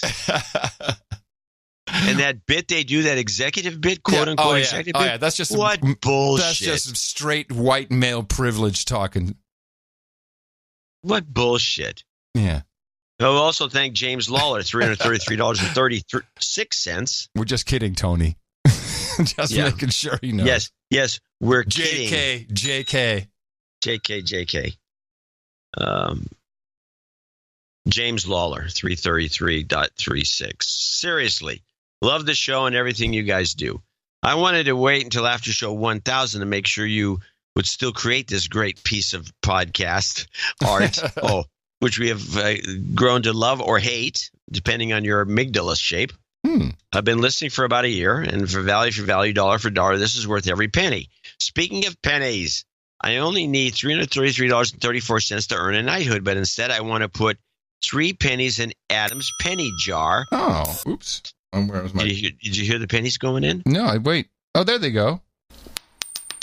There's one. So much ambient noise when you drop them in there. 2. It's crazy. And there's the third one. That's very nice. They're all there. Yes, great. And ask for one back to put him at the $1,000 mark. Okay. As for the knighting goes, please title me as Sir Jimmy James of the Flatlanders. Is he on the list? It says he is. Yes, he is. Don't have to add this to every knighting ceremony, but bring me rabbit meat and goat milk. I just put it on the list. Feel free to toss that around the round table anytime you want. Keep up the great work, y'all. NJPK, no jingles, something, for all the producers of the show. No jingles, something karma. For producer karma. Yeah. Yeah. Those under 50. Include those under 50, the jingle makers, which keep the laughs coming and stick in my head for days. And to the artists, you help make this show what it is and give Adam and John reason to keep broadcasting the deconstructions. Donate or support today. Perfect, James, who will be Sir James later on today. Thank you. I couldn't have said it better. It's exact. He's doing it for the people who don't provide financial support. Thank you. It makes nothing but sense. You've got karma. And while you cue something up, I'm going to thank Stephen Brown, Mesa, Arizona, $333.33. And he says, we don't want the puppy to be sad. For of course, the news. Yes, this is the sad puppy. The sad puppy from the newsletter who just continuously is there. Yeah. He's going to continue to be there until something changes.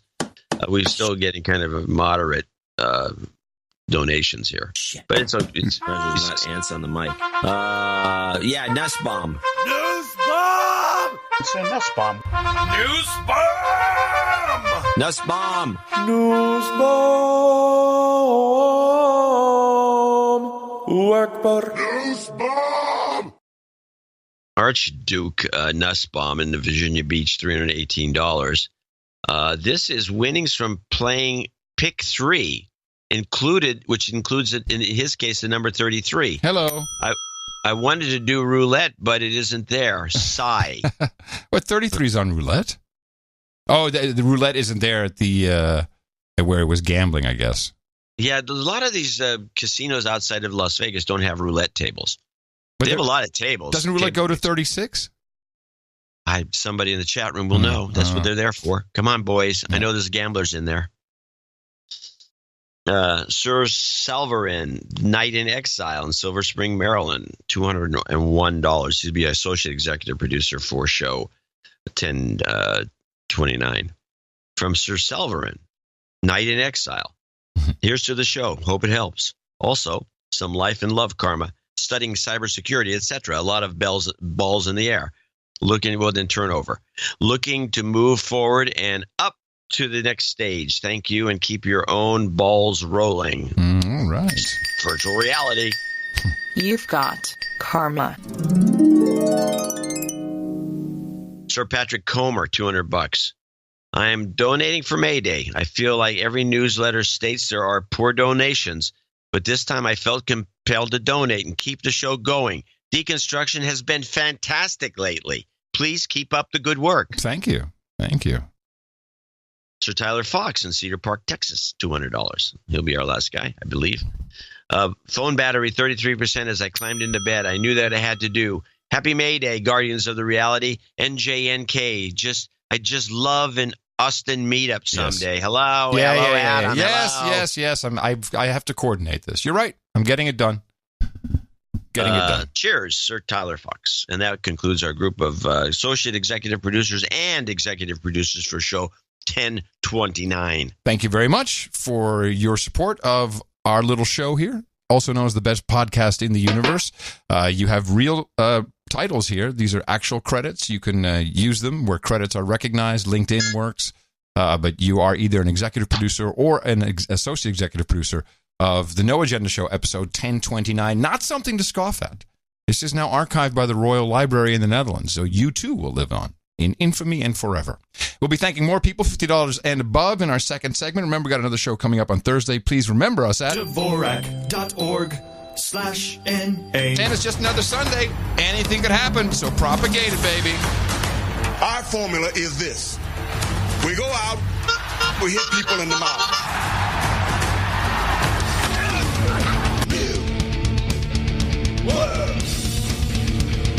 Shut up, slave. Shut up, slave. I mentioned I'd gone out. We hung out this weekend. We got a lot accomplished, and we also went shopping. We went to the Domain, which is the big kind of live work situation. Live, work, drink, eat. It's kind of like an internment camp. Only you are allowed to leave. You should look it up, the Domain in Austin. I'll look it up while you discuss it. Yeah, I'm OTG. You can't find me. Yes, I'm OTG. You can't find me. Yeah, I'm OTG. No eyes on me. That's right, baby. I'm OTG. Again, welcome to the Domain, a shopping center. Says it's a mall. No, it's not a mall. It's all separate shops. There's shops. The motto at the top of the page is "Find it, love it." That's pretty much it.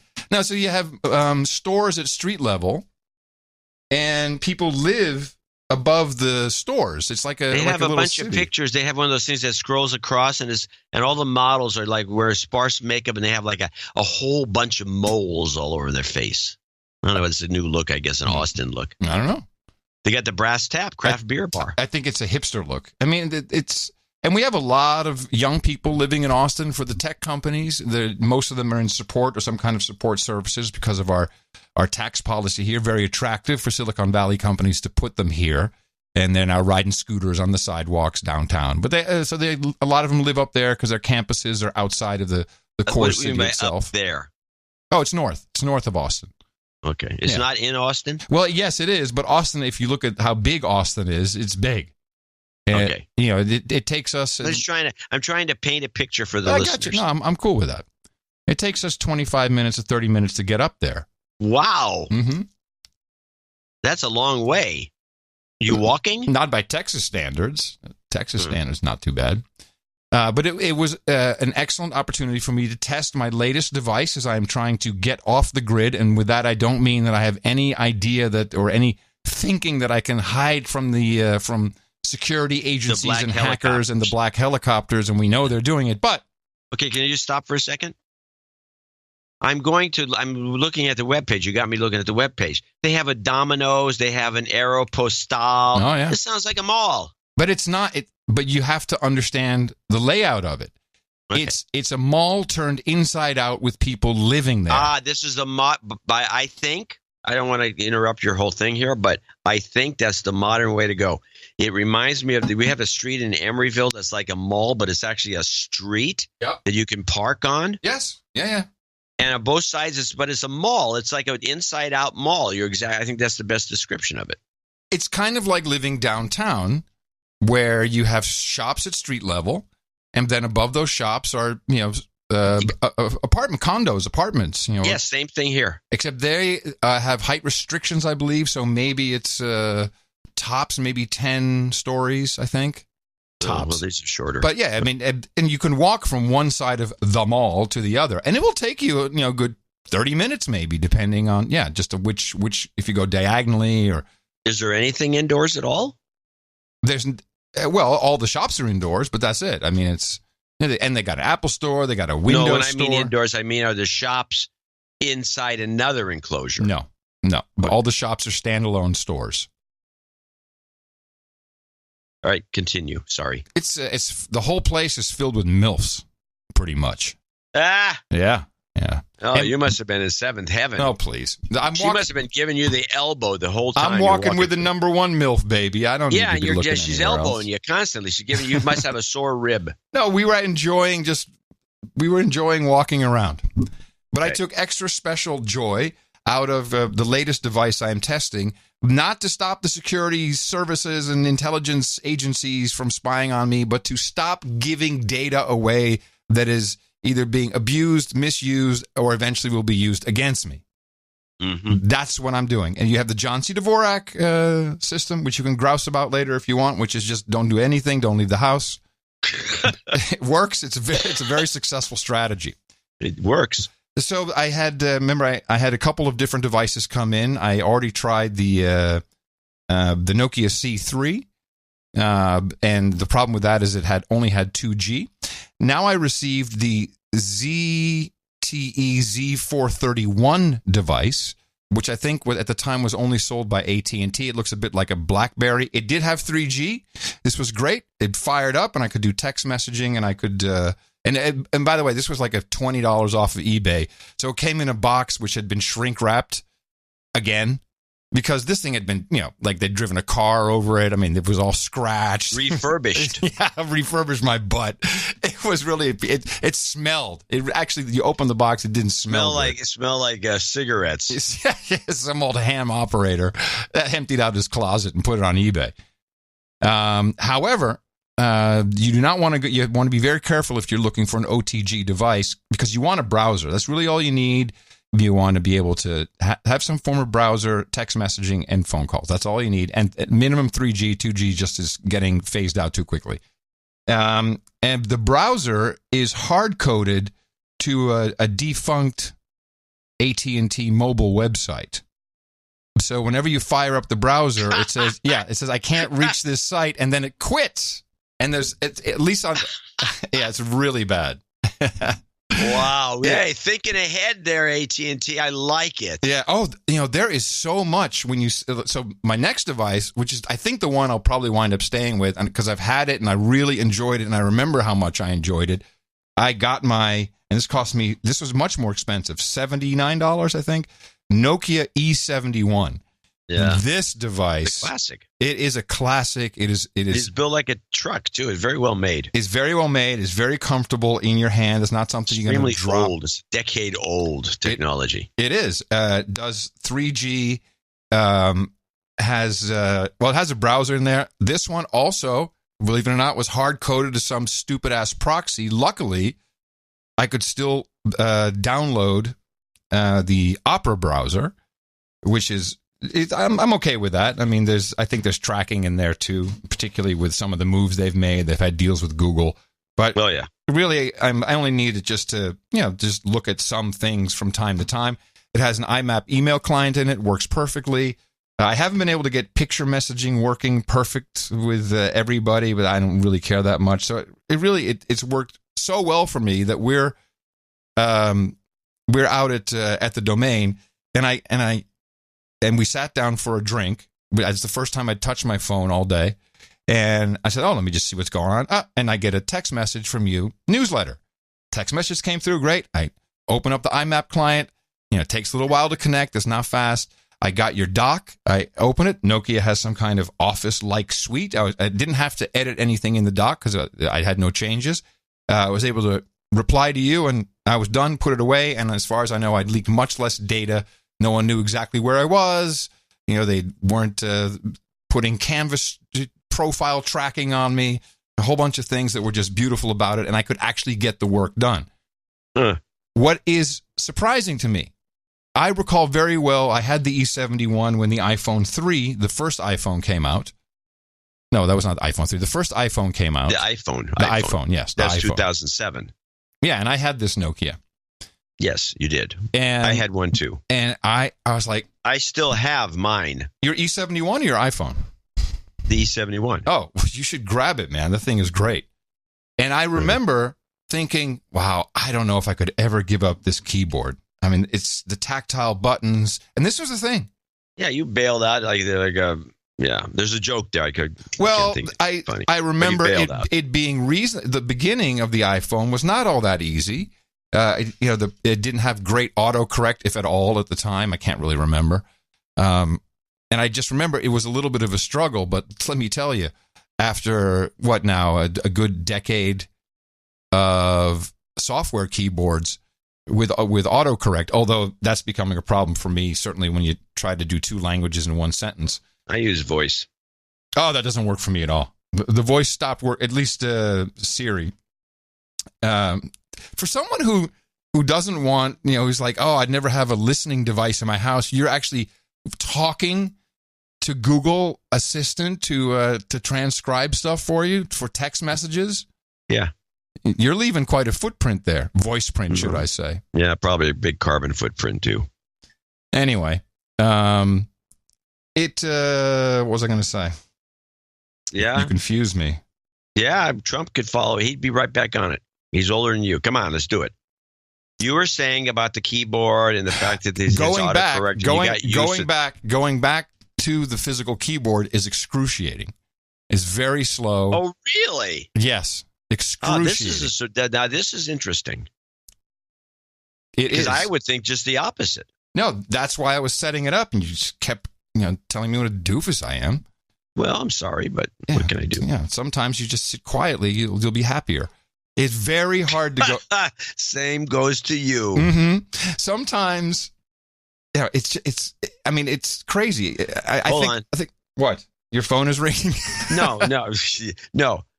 Is it possible that phone that you're discussing is so damned old that the little membranes that make those little keyboards, which are very microelectronic based, they just stick. They're no good anymore. No, has nothing to do with. No, has nothing to do with it. This phone is brand new.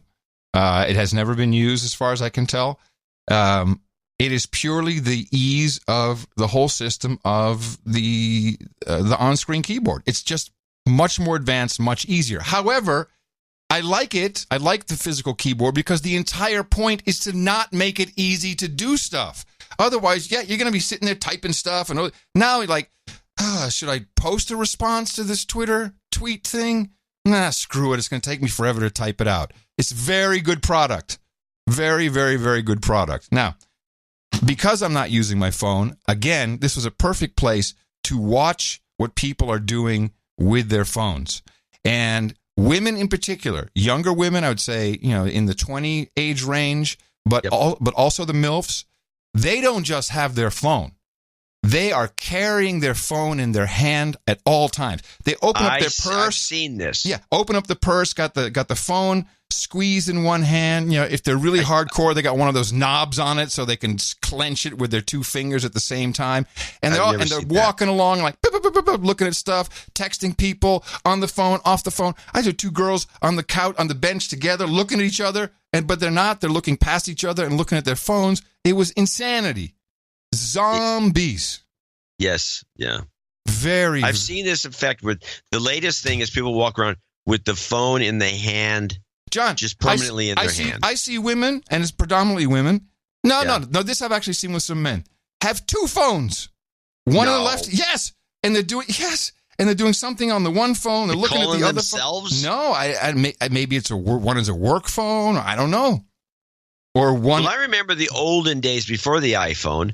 In the early 2000s, where people, especially in Europe, would have two devices because it was cheaper to message on one and to call on the other because of the way they were charging. Yeah, and so it was cheaper to have two devices and do one thing. No, then you had people with a BlackBerry-like device and the iPhone because their IT department wouldn't allow it, saying we're not going to. There's that too. You can't there's connect a lot to the office. How connected do you have to be to walk down a damn street? John, in the stores, everywhere. It's become a part of their entire demeanor, and it is so bad. I mean, this is an international health crisis. I agree. It's a crisis. But I'm seeing change, and I think what we will see is this OTG thing. Yeah, maybe. I think we're going to see, and there will be a new product. There will be a companion phone, kind of what the Light phone is trying to do. It'll be a companion phone that you make a conscious decision. I'm only going out, but I just want to be reachable for something important, like a text message, and that would be more like Nokia, which is now what's the hand phone division, like they had some expiration. 2016, Nokia couldn't sell handsets, and then they licensed it to a Chinese company, which is a subsidiary of Foxconn. They're the ones bringing back the 3310 from Nokia with a new operating system. The classic. Completely, it's just a feature phone, but it will have 3G. I think they're onto something. And the idea that you'll have a companion phone, it'll have the same number. That's what Light phone has already discovered. And this will be a big stocking stuffer. No, it's I don't want to say that you're completely off the deep end here. So I won't say that you're completely off the deep end. But this is bull crap. There is no way. Those cheap phones, they're not on anything. They're on to trying to get people in the third world, especially in India and other places, who have no access to these phones, to get them. It's like a beginner's phone. You get them that phone, and then you get them addicted to the other phone. This whole thing is a giant scam. There's nothing that's backing it off. You're completely deluded if you think that anybody besides yourself is interested in any of this stuff. They're already too far gone. That's what they said. And you witnessed it yourself and just admitted it. That's what they said to Jesus.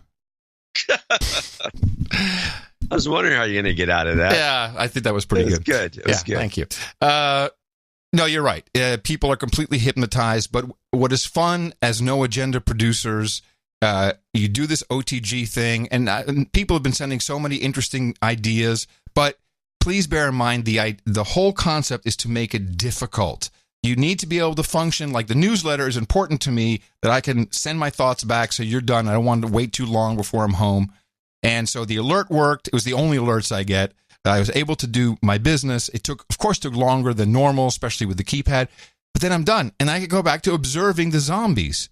I mean, you probably see this all the time, although you don't leave the house that often. But, I mean, once you don't have your own phone, you have no idea. It's beautiful to witness because you feel healthier. You just feel healthy by watching this behavior. So I got 2 more phones coming. I still have the Nokia Asha 210, which form factor-wise I thought was the prettiest, but I believe it's only 2G, so that's just not going to work. And then we have one more. I can't remember. One more device. So I will continue to report from the front lines of OTG. You down with OTG? You down with OTG? You down with OTG? Adam's OTG. You down with OTG? By the way, there's one other thing I noticed at the domain, and this is perhaps even more troubling than the phones. Dogs.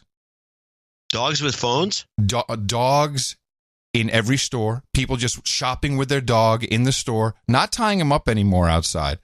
Just coming in the store. We were in a furniture store, and there's a guy with a dog. His dog's on a bed. Just laying down. Just laying on the bed. And I think the politically correct culture has gone so far that people are afraid to say anything because it might be an emotional support animal, so we probably shouldn't say anything. And this is replacing children. There's even signs. Dogs are humans too. I should have taken a picture of it, but I forgot. Where's the picture? We need it for the newsletter. Okay, I'll get that. It's just dogs are human too. No, they're not. They're dogs. At the domain. And they know they're dogs, which is fine. I'm sure we have someone at the domain who lives around there can go get it. It was near Black and White. That's where it was. A couple stores down from Black and White. I'm sure that sign's elsewhere too. Anyone out there who sees that sign, take a shot. But this is a real issue. We already have people. I mean, our building, it's just everyone has a dog except us. They have no kids. No one has a kid anymore. It's just dogs everywhere. Yeah, and not cats so much. It's mostly dogs. In fact, I wonder if my emotional support goat would be tolerated. But at the rate we're going, I think it would. I think it would. Yes, I think it would. I think so. But we've got to stop this. I just think I've already noticed it at the restaurants. Austin is becoming central station for crazy nut jobs. Good. We're riding around. I've been advocating, especially around here where the homeless encampments are, that we give every homeless person in California, especially in San Francisco and Berkeley, a one-way ticket to Austin on a bus. Make them sign a little note saying that if they ever do come back, they have to give a report. But they should just move to Austin because Austin is very welcoming. It's more liberal than it is here, I believe, at this point. And I think they should just send all the homeless to Austin. I think it's a fantastic concept. Well, we know what to look forward to. Witness this report from your girl station there, KPIX, of the drug addicts and homeless at the BART station, the Civic Center BART station. This is a very sobering video to see. I'm frankly glad that the writer has shared this. That is Bevan Duffy, the BART director responsible for Civic Center Station, scene of the video we have been showing you. Have you seen this video of just rows and rows of homeless people, junkies, puking everywhere? Seen the video? You've seen the losing some riders, and I know it's because of these circumstances, and so we're going to work very hard to see a change. Now, I want you to listen to this report and tell me what's extremely wrong with it. What would it take to have one person around the clock to prevent that kind of scene? Well, obviously staffing. This is Lieutenant Gil Lopez, the BART police officer who oversees patrols in San Francisco's 4 downtown stations. Here in downtown specifically, we have our beat structures are essentially 2 officers for 2 stations. Now, Lopez, like BART management, says there simply are not enough officers right now to manage the flood of challenges produced by homelessness and drugs, 2 disasters unfolding on parallel tracks just above these stations. It's too widespread. Like I say, the officers here, they're busy every day. Nearby shelter resident Maurice Benton says he has watched the situation deteriorate as officers race from one problem to the next, meaning some stations are often left completely unguarded.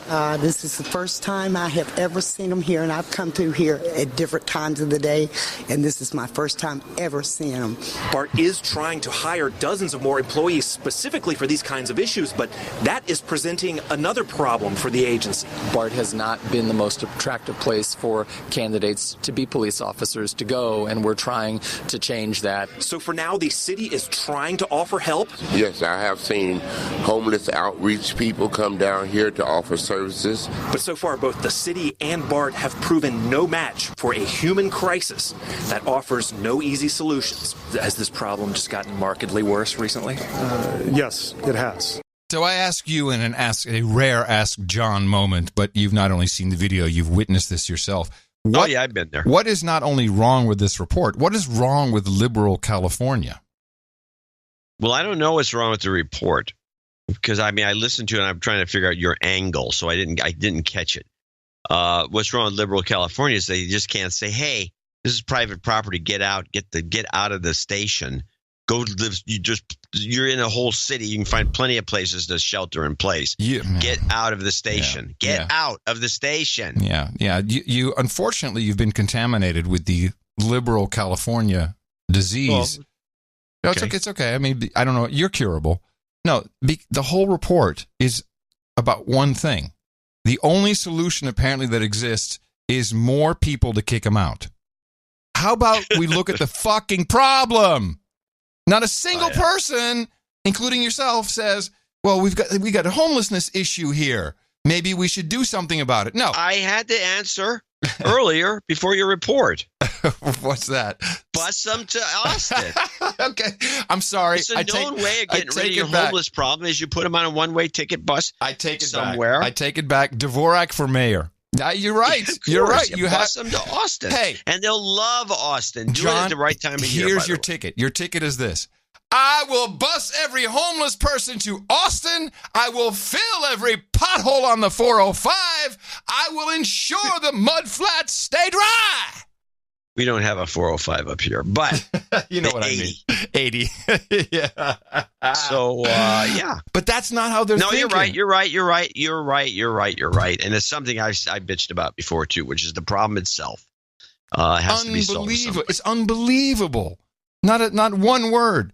Hey, I would even accept it if someone said, well, let's give them emotional support dogs or something. Anything. But, yeah, we just need more cops. We need more transit cops to kick them out.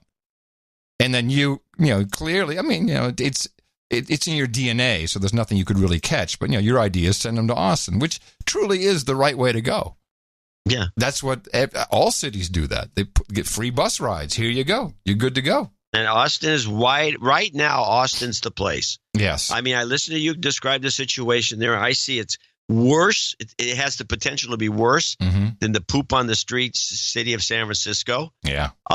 They won't know what to do about it because they're just beside themselves with liberalism. Yeah. And they will just suck it all up. They'll just suck all these homeless in and put a big tent city. Which will turn.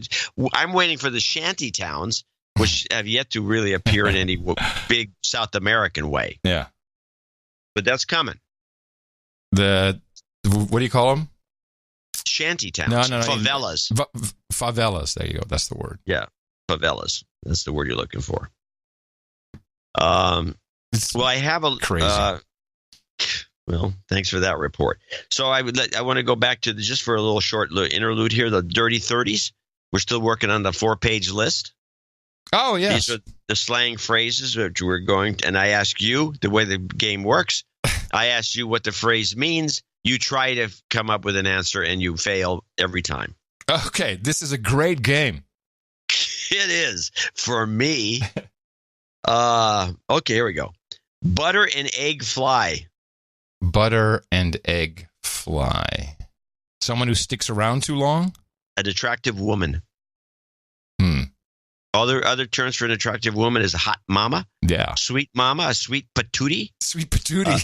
Sweet patootie. Sweet patootie. We need to bring that one back. Another one we should bring back is dish, looker, and tomato. I like sweet patootie myself. Oh, by the way, you're wrong. There is an answer to the homelessness problem. What do you mean I'm wrong? I didn't have an answer. Oh, well, there isn't. Okay, never mind. My answer was ship them to Austin, but what are you thinking? Blockchain.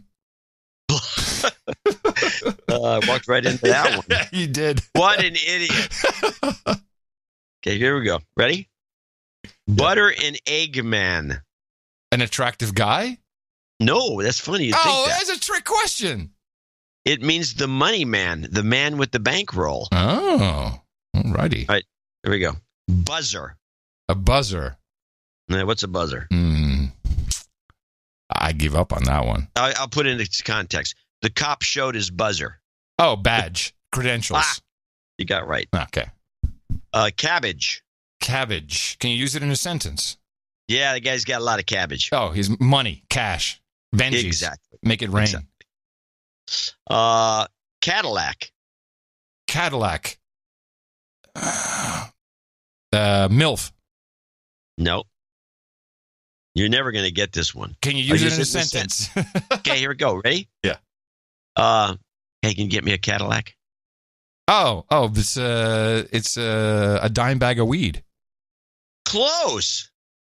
It's 1 ounce packet of cocaine or heroin. Oh, all right. They had that in the 30s? Yeah. Interesting. A canary. Sentence. Man, that's some canary. Great looking babe. Female vocalist. Oh, okay. Cats or alligators? A no-win situation. Fans of swing music. Oh, yeah. Cats. Hey, cats. Hey, gators. Nice. All right. Okay, I'll do one more, then we'll put it off. Cave. Can you use it in a sentence? I won't use it in a sentence, but I'll say the term has been reinvigorated and is now in use once again. Cave. A basement? One's house or apartment. Oh, okay. Man cave. Yeah, I got it. All right. Yeah. Oh, good, John. I still think the best one that we've learned so far or relearned is sweet patootie. How do you spell patootie? You like sweet patootie? Yeah, I like Roscoe. Yeah. How do you spell patootie? Patootie. Patootie. Patoot. Very nice. Patootie. Patootie. Very nice. A sweet patootie. Yeah, she's a sweet patootie. She's a sweet patootie. We need a jingle for the segment, otherwise it's going to get old. Yes, let's get a jingle. It's called Dirty 30s. Dirty 30s. I have just a quick autrement to get us into our next thank you segment, Block E. And we've been following, not too closely, but more interest in the NBC side of the story than Joy Reid from MSNBC, who has clearly been busted at homophobic blog posts. And I have a theory on this when you're done. Oh, good. Even my very liberal friends I see on the face bag who are all in on all things they waver a little bit. It's like, well, if she'd just been honest, it would have been okay. But, she's still pretty good. I'm willing to give her a pass, maybe. She's a gay basher. She's a gay hater. She's a homophobe. And she came out with a public apology. I have two-parter here, because one is she went on her show and she apologized, and it was an interesting, yes? I thought she first went into denial, saying some hacker somehow got into the archives on archive.org and hacked it. Here's how she did it. She did it by moving the conversation away from the fallacy that is hackers infiltrated archive.org and the Wayback Machine a decade ago and changed it and lay as a sleeper cell waiting to spring it on me. She's changed that to, well, I've certainly tweeted some things I'm not proud of. So now she's changed it to another thing she can't claim was hacked, namely her Twitter. And she offers kind of an apology. A community that I support and that I deeply care about is hurting because of some despicable and truly offensive posts being attributed to me. And many of you have seen these blog posts circulating online and in social media. Many of them are homophobic, discriminatory, and outright weird and hateful. When a friend found them in December and sent them to me, I was stunned. Frankly, I couldn't imagine where they'd come from or whose voice that was. In the months since, I've spent a lot of time. Have you ever had that, where you look back at some of your writing and think, geez, did I write that? Yeah. I've had that happen. It happens all the time. In fact, if you're a professional writer, you put stuff aside to let it bake, to just let it sit and you said bake. Forget it. And the problem that you run into, especially if you're using a lot of research and you intermix it, my wife has a solution for this that I forget to employ, which is to take everything alien and put it in red ink or, red type. But you put stuff aside and you look at it and you go, did I write this? This is usually this is me. This is really good. It's never homophobic? You go back to, oh, that's so homophobic. I don't write homophobic material. Right. But so I will agree that it is very possible, if you did not highlight it in red, to go back and say, damn, did I write that? Yeah, it's just possible. Trying to make sense of these posts. I hired cybersecurity experts to see if somebody had manipulated my words or my former blog.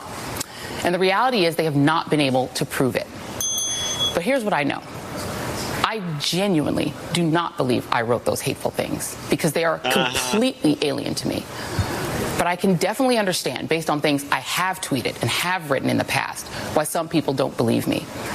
I've not been exempt from being dumb or cruel or hurtful to the very people I want to advocate for. I own that. I get it.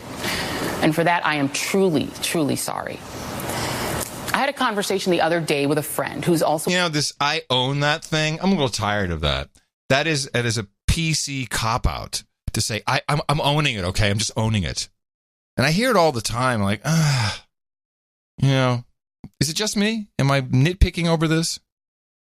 I never thought about it before, but now that you mention it, it is annoying. I think it's annoying. It's kind of like, instead of saying, I'm sorry, I'm really sorry. I apologize. I'm so sorry. Well, why don't you do it as a performative? Say, well, what I'd like to say is I'm sorry. You could do that, but now it's just, hey, I own that, okay? It's almost passive aggressive. Look, I own that. I got it. You don't have to tell me how bad I am. I own that.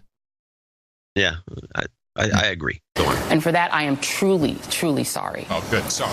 Nice. I had a conversation the other day with a friend who's also an advocate in the LGBTQ community in Florida, who rightly took me to task for my tweets mocking Ann Coulter using transgender stereotypes. I apologize to my friend, and I want to apologize to the trans community and to Ann. Those tweets were wrong and horrible. I look back today at some of the ways I've talked casually about people and gender identity and sexual orientation, and I wonder who that even was. But the reality is that, like a lot of people in this country, that person was me. I grew up in a household that, like many in America, had conservative views on LGBTQ issues. Oh, yeah. So then she goes into her whole history and blah, blah, blah. Okay, we get it. You did it. You're sorry.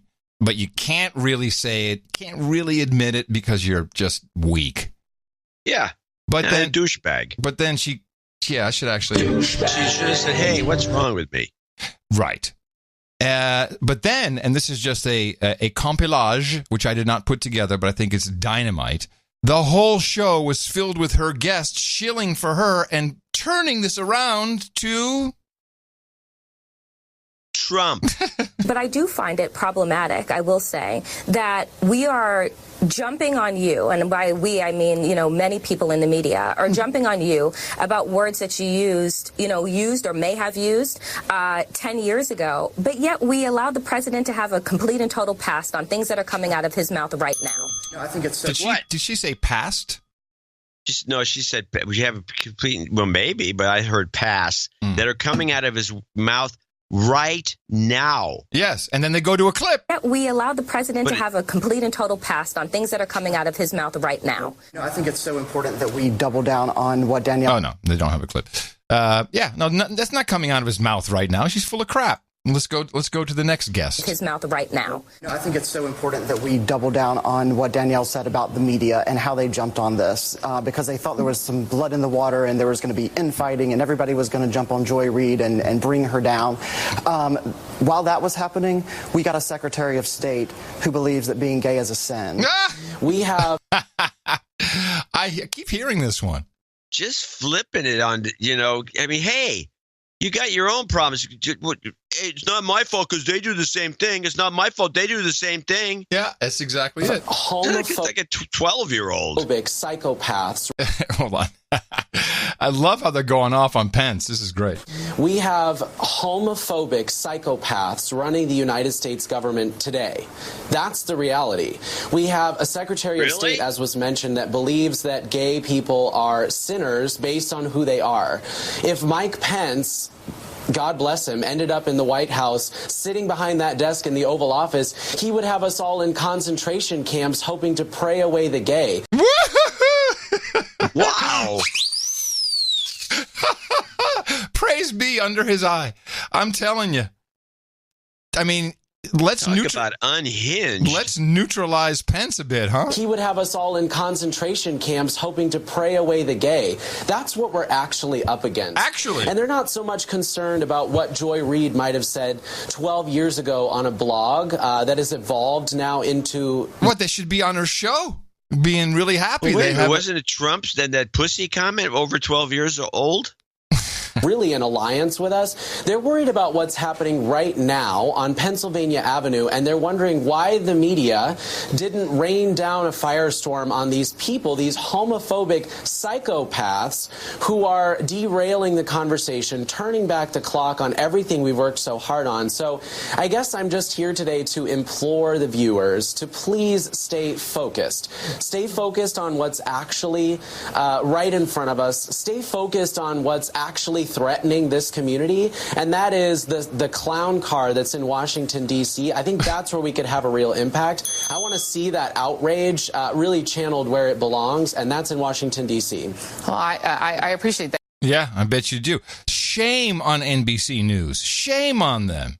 Well, now that you bring this up, I believe there's a war going on, and I just do it by coincidence, but let's take a look at some of the people. And this was triggered by the Tom Brokaw thing. Yes, I have some clips Tom of that, Brokaw, too. there was I didn't get a clip, but this woman, she's on, go to Variety. I think we should have a link to it, but well, I have some clips from that. I pulled some clips from it. Okay, why don't you pull some clips, and then I'll give you my analysis. Well, how about this? Why don't we take a break? This is what we call the big. This is the big teaser. This is a big teaser. I'm going to show my support by donating to No Agenda. Imagine all the people who could do that. Oh yeah, that'd be fun. Tease. Yeah, a real big teaser.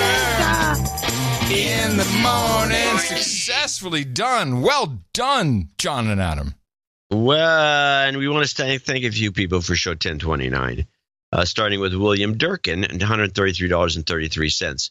And of course, we normally don't read notes under 200, but I will read this one. Good day to you. The past couple of shows have been awesome. Now that the pleasantries are over, I must bring to light a worrisome matter. Since donating, I've only asked for karma twice. This is a note I have to read. Yes. Twice, and both times it's backfired on me. So we have one of these, an antimatter guy. This is a guy who he is the antimatter to your matter. So the people all getting karma have to kind of thank him. I asked John for a Lexus karma for my 2006 GS 300. You know, if you're going to get a GS, get something with a V8 in it. Get a 400. Upon receiving the Lexus karma, I started to have issues with the car that cost me $1,200. I believe the reason John's Lexus is in such great shape. The engine at the dashboard not cracked at all. No, actually it's not. I know the dashboard is not. That's the unbelievable part. That's the best part of the car. The dashboard's not cracked, and this is a 93 Garden. I will say this: not one incandescent bulb in the entire car has ever gone on. Light, rear view, headlights, tail lights, backup lights, not one bulb since 1993 has burnt out. That's like a day trader saying, I've never been caught in a halt. I'm just saying, it's a fact. Damn. Anyway, he says, because my personal car has drained his car's karma. Since this has happened, I haven't had an issue with the car. So now the car's fine. Mr. Curry, you're not off the hook. Oh. The second incident is solely on your shoulders. My workplace is going through some right-sizing. I asked for job karma. Instead, I got called to the health clinic for a mandatory drug test. That's somehow my fault? Yes, because you're the guy who's the drug guy. Oh. I've never had a surprise drug test in the 14 years I've worked at this company. And he says, don't worry, I passed it. And he says drugs are bad. And the note kind of ends there. Yeah. Well, I'm going to give him some karma. I'm going to give him some karma. Maybe not. Yeah. No. But you got to report back. The karma virtue, let us know. Yeah, let us know if that worked. James Turner in Fairhope, Alabama, 100. I don't know if he was at the meetup. Sir Scott of the Bikes, 9009. This is HPV. This is for the HPV douchebag ad at the end of show 1028. Yes, that's Sir Chris doing that as usual. And he's actually complimenting you for this OTG segment. And what does he say? Let me get You're years ahead of the hipsters, he says. That's right. Delusional, according to Dvorak. I did blah, blah, blah. Sir Sherpgall is the only guy, I believe, if you even caught it. There was a Easter egg in the last newsletter. Oh, I'm sorry. We forgot something very important, and I apologize for this because I was ready for it. 9009, Sir Scott of the Bikes. Yeah.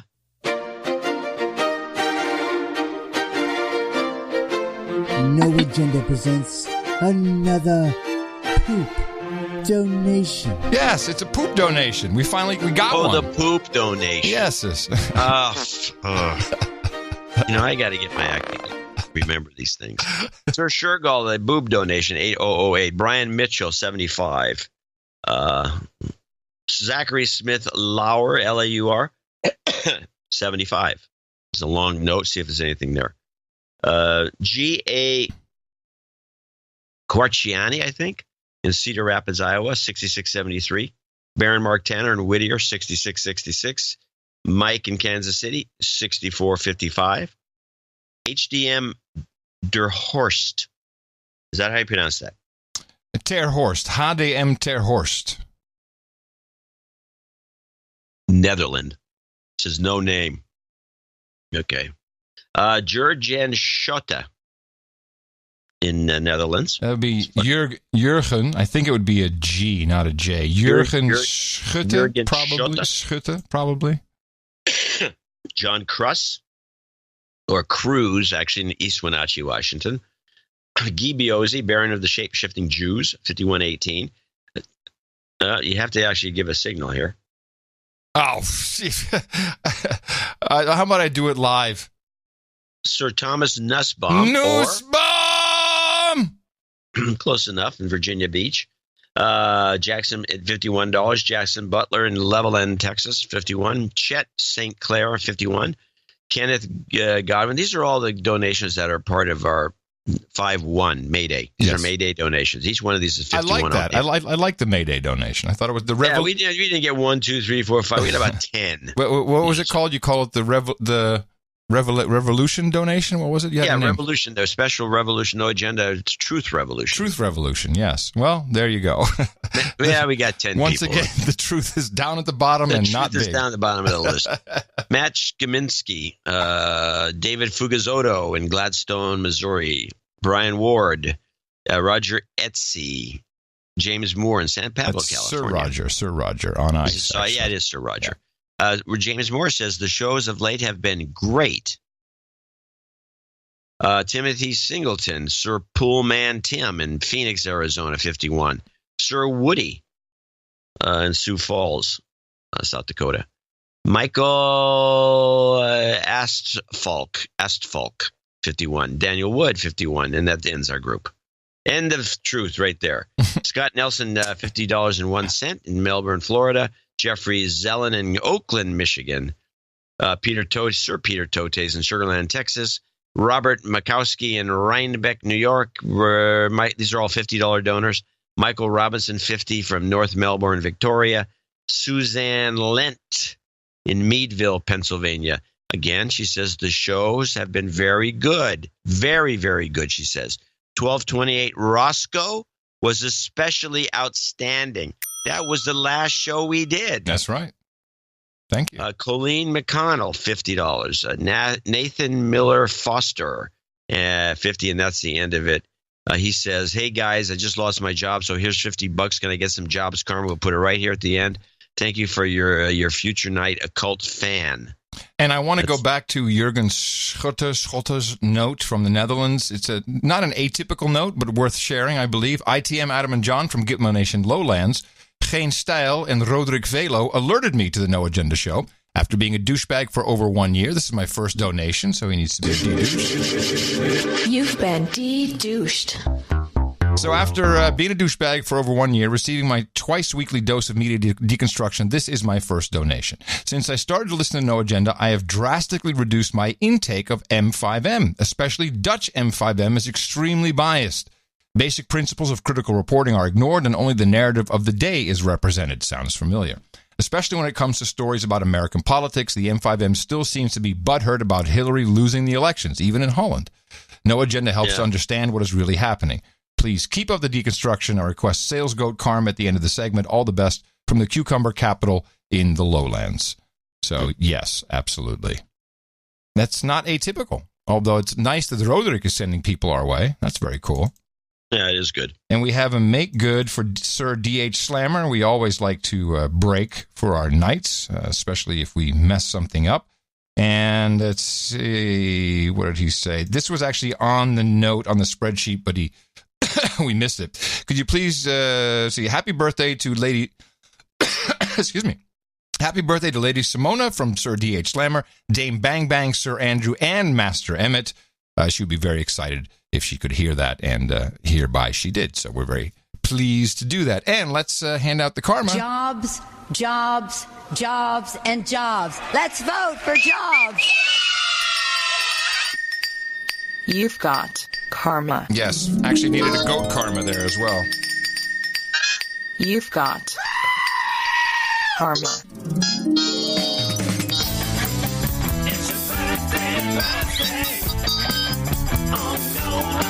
Here we go with the birthdays for today. It is April 29th, 2018. Zachary Smith Lowers says happy birthday to his girlfriend, Annie O. She celebrates today.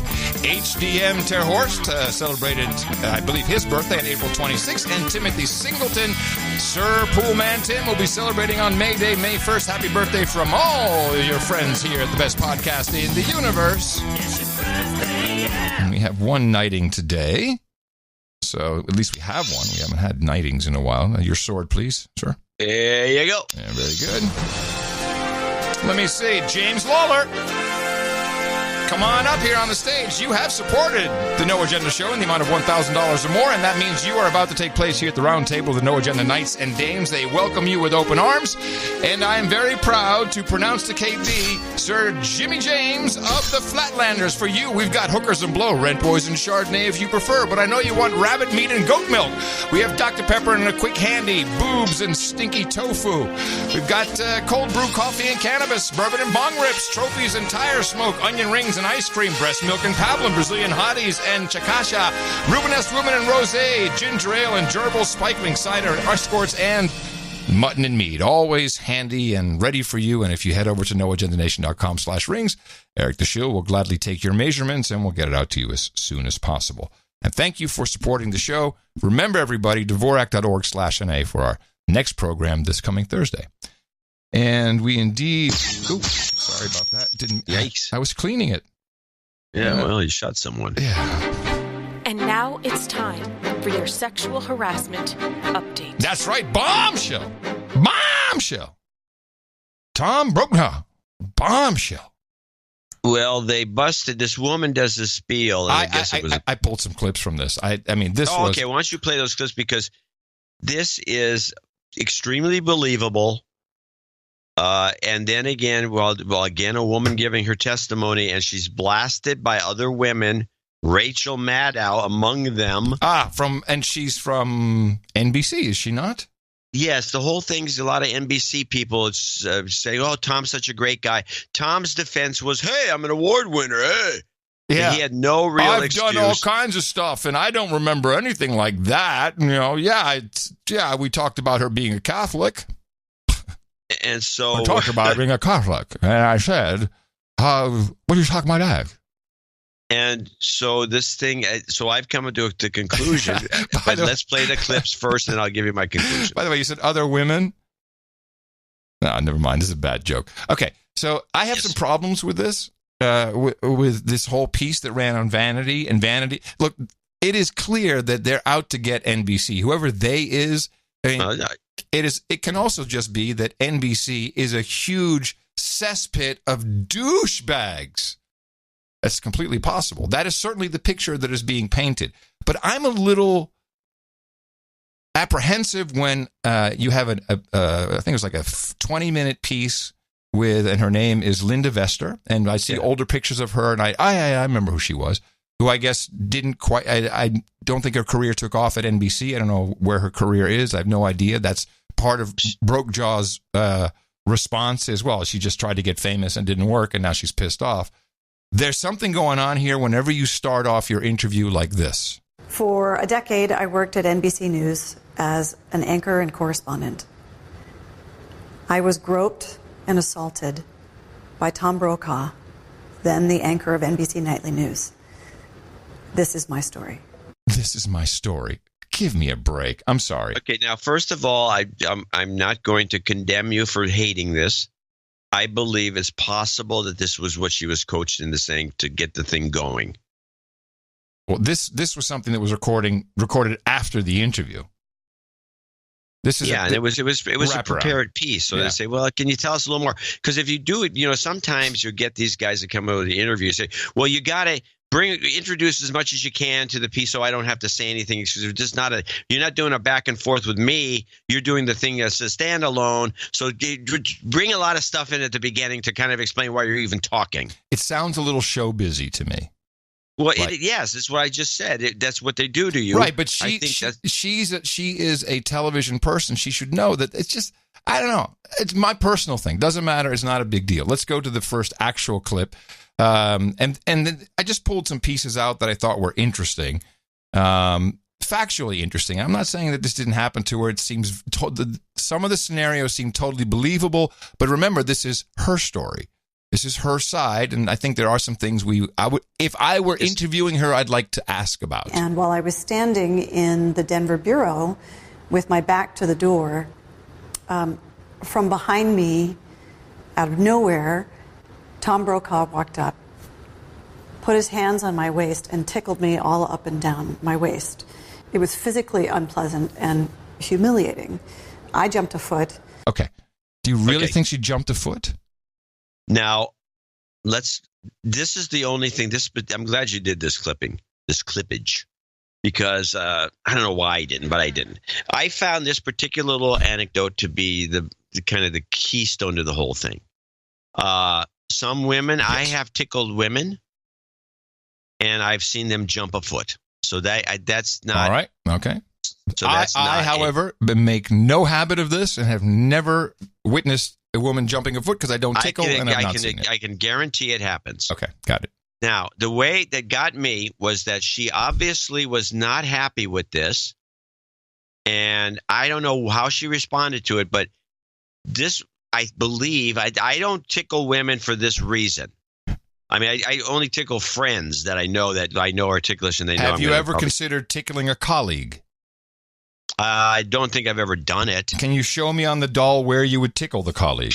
I walked into it again. That's good.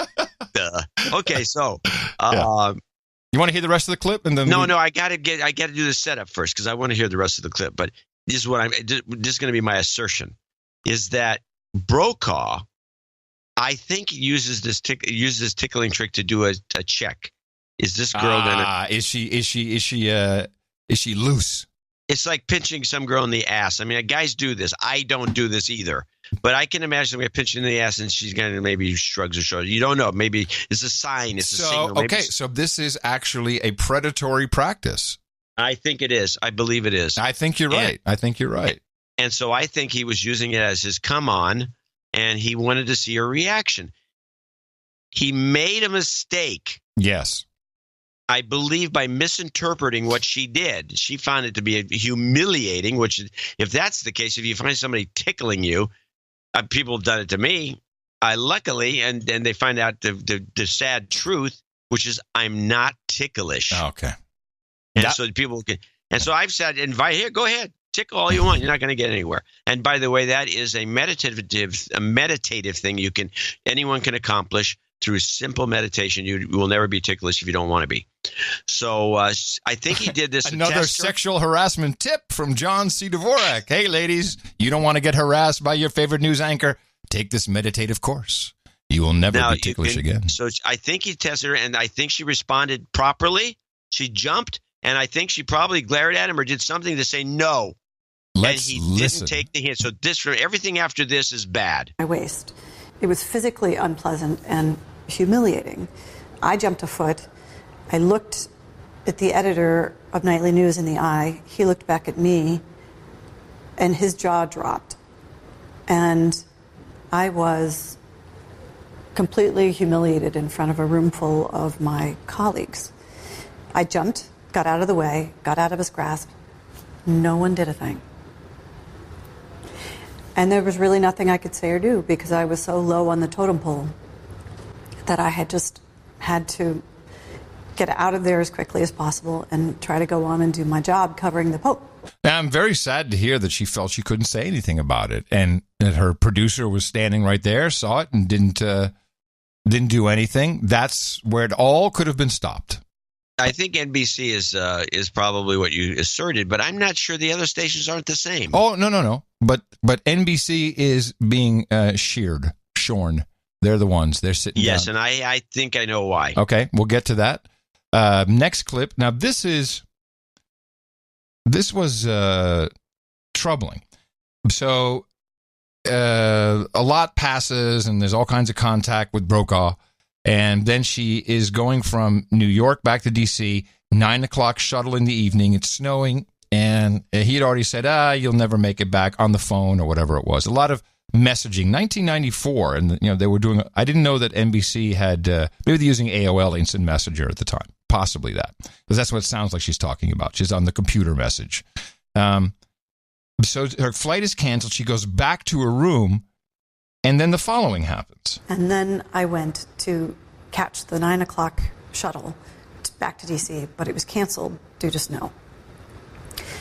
So I went back to my hotel room, checked back in to the hotel, and started returning business phone calls.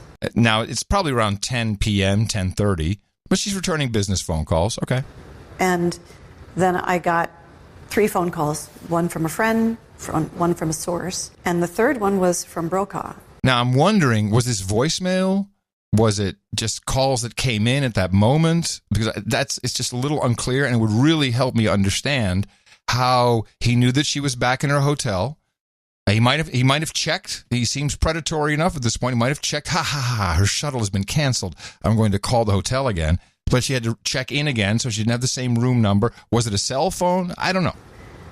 And he said to order milk and cookies, and he would be coming over. And the milk and cookies thing, that comes up earlier in her statement, where she said to Brokaw, the only thing we could do here is I'm a milk and cookies kind of girl, which I think is actually a wrong thing to say. A guy like that probably misinterpreted that, and he did. He said, hey, we're going to have milk and cookies, baby. He thought it was a come on. Again, he misread the signs. I think he's one of those guys. Hey, she's hitting on me. Yeah, milk and cookies. It's code, hey, bro. It's code. Hey, you know that ginger girl. She's she's into me, man. She's into me. And into milk and cookies. You know what I'm saying? And you know what I'm saying, she said, milk and cookies. Milk and cookies. Yeah. And I felt trapped because it wasn't a request. It was more of an order. She took everything as an order, and I don't know what kind of. He must have had incredible power at the time. It was all a very sad story. However, at the end, I felt a little like, I'm not so sure about this. This is maybe where some real trouble is headed. But I didn't say anything because he could ruin my career. I was deeply traumatized by being groped and assaulted by Tom Brokaw. Much of my work for NBC was going to war zones and being in positions of real danger. I was nearly blown up twice. I was carjacked. I had so many close scrapes. And had some transient PTSD, but it was not a fraction of the PTSD I have suffered from this. Wow, that's quite a statement. She said she'd been blown up, carjacked, almost killed several times. She has some transient PTSD, but nothing compared to this. And it's really important that employers get that, and NBC gets that. Even though I know I was not in any way at fault in what happened to me with Tom Brokaw, I still suffered years of humiliation, isolation, and shame. Because of his power, I was unable to talk about it. So I was silenced. And there was nothing I could do to seek recourse, because to have done so at NBC would have been the end of my career. That's it. That's the damning part. NBC is a misogynistic, over-sexualized, predatory place to be. And she has her sights. She's not saying Brokaw. She's saying NBC. NBC needs to understand this. So this is, and remember, it's Variety. This is where Ronan came out with the Harvey stuff, and Variety is maybe there's who owns Variety. There's a question. I think they're independent. They may be owned by a big publisher, but here's what I think's going on. And by the way, I think those were good clips and they were appropriate. And you have to really wonder how disturbed the woman was to just make that last comment that she almost killed and all these other things, and this was worse, which isn't saying much about Tom Brokaw, that's for sure. No, but I don't think it's a coincidence that this thing broke a couple of days after Ronnie Jackson decided he's not going to try to be the guy heading up the VA. He was pulled out. He was shouted down with innuendo. And next thing you know, the Brokaw thing happens. Mm-hmm. You also see the Joy Reid thing, which you talked about, which is also NBC. And then before that, you had Mark Halperin, who was one of the main contributors to NBC. Yep. And then you had Matt Lauer, one of the contributors to NBC. Yep. And then you say, where's Roger Stone? Get me Roger Stone. I believe that the Trump administration is going after these people at NBC specifically, one by one. And I don't know if Donald Trump is involved in this. He might be. So that's why maybe he made that offhanded comment toward the senator from Montana. Yeah, the senator from Montana. He said, I know things. If I told you what I know about this guy, he'd never get voted in. I'm paraphrasing.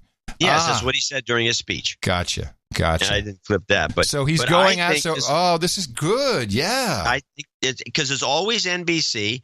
And the NBC people are circling the wagons and defending Tom Brokaw. Yeah, and the whole thing. Every time something happens to a Trump appointee like this Jackson guy, something happens to an NBC person. They're going to go after him one by one, pick them all off, and you're going to. And I hate to say this, shareholders take note. But this is going to involve General Electric still owns almost half of the company. You're going to see some losses take place. In fact, that engine that blew up on the Southwest thing was a joint venture with General Electric. Mm. You're going to see some issues happen, all targeting NBC, and it's not going to end until these guys lay off. And I think it's a mob-like thing. I think Roger Stone's behind it. You haven't heard anything about him. He's doing his work. And the guys, I decided to make a list of people I think are the next targets. Okay, before you do that, so they're owned by Variety's owned by Penske Media. They own a lot. Yeah, it's one of those conglomerates. Yeah, but they also have Rolling Stone. They've got they obviously have Variety. I don't think they're involved in this. They're just a handy vehicle. Yeah. Okay. I don't see any evidence. All right, let's talk about some your targets. I think some targets are going to be some of these loudmouths and some of these other idiots, and I think I'm going to name a few of them. They're not all at NBC. I think anybody working at NBC is a potential target. Well, hold on a second. Let's stick with your theory for a moment, because I would presume we do NBC, then we move to the next target, which may be CNN. They're going to take. I think they're going to start taking people out who are the loudest that need to be taken out. Okay. Rachel Maddow. Because I think, for example, Charlie Rose was taken out, and he's CBS, and so why would they want to get rid of him? Okay. But all right. The guys that are making a lot of noise are Carl Reiner. Now, we need a name for this list. Trump's targets. Theoretical Trump target, the triple T's. Typical T3. Theoretical. So we can start putting people on this list. Yes. And when we see people getting taken out, like we're going to witness, we cross them off the list. Well, no, we can also add them to the list because we're going to miss a lot of them. Oh, yeah. It'll be kind of sad each time. Yeah, because Joy Reid wouldn't have been on the. There she goes. Carl Reiner, I think, is going to be nailed. Mm-hmm. Hollywood guy. He's got all kinds of. Yeah, he's got to have skeletons in his closet. He looks like a douchebag. Yeah. Danny Zucker. Who's also a Hollywood guy. He's the guy from Modern Family. Okay. Doesn't seem that important. He's a loudmouth. He's worse than Reiner. He's on Twitter. Okay. Okay. Steven Spielberg, I believe, is going to be targeted. Yes, and he'll be the whopper because I think he's in the middle of a lot of nasty stuff. I think that a lot of people assert that already, even though it may not be true, but they're already doing it. Tom Hanks, I believe, is going to get it. Ooh, interesting. Yeah. Clooney, I don't think so because he's still protected by the agency. Now, a guy who I don't believe is protected by the agency, but I think is going to get it, is Robert De Niro. After this, I have to Robert. Yes, De Niro. You have to play this Robert De Niro rant. He's coming unhinged. He thinks he's, I don't think he's still playing Raging Bull or something. It's kind of crazy. I mean, he's stupid. He's a punk. He's a dog. He's a pig. He's a con, a bullshit artist, a mutt who doesn't know what he's talking about, doesn't do his homework, doesn't care, thinks he's gaming society, doesn't pay his taxes. He's an idiot. Colin Powell said it best. He's a national disaster. He's an embarrassment to this country. It makes me so angry that this country has gotten to this point, that this fool, this bozo has wound up where he has. Talks how he wants to punch people in the face. Well, I'd like to punch him in the face. Wow, I had forgotten. We need to put bozo on the list. We don't have bozo. I think clown. Yeah, but bozo is different. And, I don't think so. He wouldn't say that about Trump if Trump were Jewish, man. About it being a dog. Well, whatever. I put him on my short list of the T3s. Yeah. And I haven't developed this as much. I can develop it more. I have to look more people over, but I think this is going to be going to continue. And we haven't, it just looks like a bunch of coincidences involving NBC. I don't believe any of it's a coincidence. No, I know. I agree. I think they're being targeted, but I like the idea that this is, someone up to dirty tricks. And you call out Stone. It makes total sense. Yeah. Makes total sense. Is he? No, where is he? I like that. Where's Roger? Roger, where are you? But we have a very small window for those who are afraid, and people who are, because there may be some Congress critters, some other people. I mean, there's plenty of people to go after, and yeah, I'm pretty sure that if you really do the work, you can come up with nasty crap, and you can certainly tell the tale in a nasty way on everybody. Because we're all flawed. We're all flawed. We all have flaws. And this is, by the way, when you say, I got nothing to hide, yes, you do. Yes, you do. Definitely you got something to hide. But here's the moment. And it was, for me, it was kind of kicked off with South Korea's foreign minister, Kang Kyung-hwa. She was with Christiana Amanpour. Are you surprised by how quickly this moment has arrived? I mean, let's face it, just 4 months ago, Kim Jong-un was talking about pressing nuclear buttons from his desk, and President Trump was responding in kind. I feel like somebody stepped on the accelerator at the beginning of the year, and it's been nonstop since then. How do you account for it? Clearly, credit goes to President Trump. He's been determined to come to grips with this from day one. Okay, so this is like, whoa, yes, this is very confusing because now we have Trump. Well, here's what he's doing. They were saying, what do you think President Trump had to do with it? I'll tell you what. Like, how about everything? So he's pushing this, and then of course the crowd is doing no bell, no bell. So you can cut or fish bait here, people. What are you going to do? What are you going to say? Where do you want to end when it comes to Trump as the president? Adam Schiff. Hi, John. I think it's more than fair to say that the combination of the president's unpredictability and indeed his bellicosity had something to do with the North Koreans deciding to come to the table. But before the president takes too much credit or hangs out the mission accomplished banner, he needs to realize that we may go into a confrontational phase, and he may not want the full blame if things go south. So he ought to be a little circumspect about that.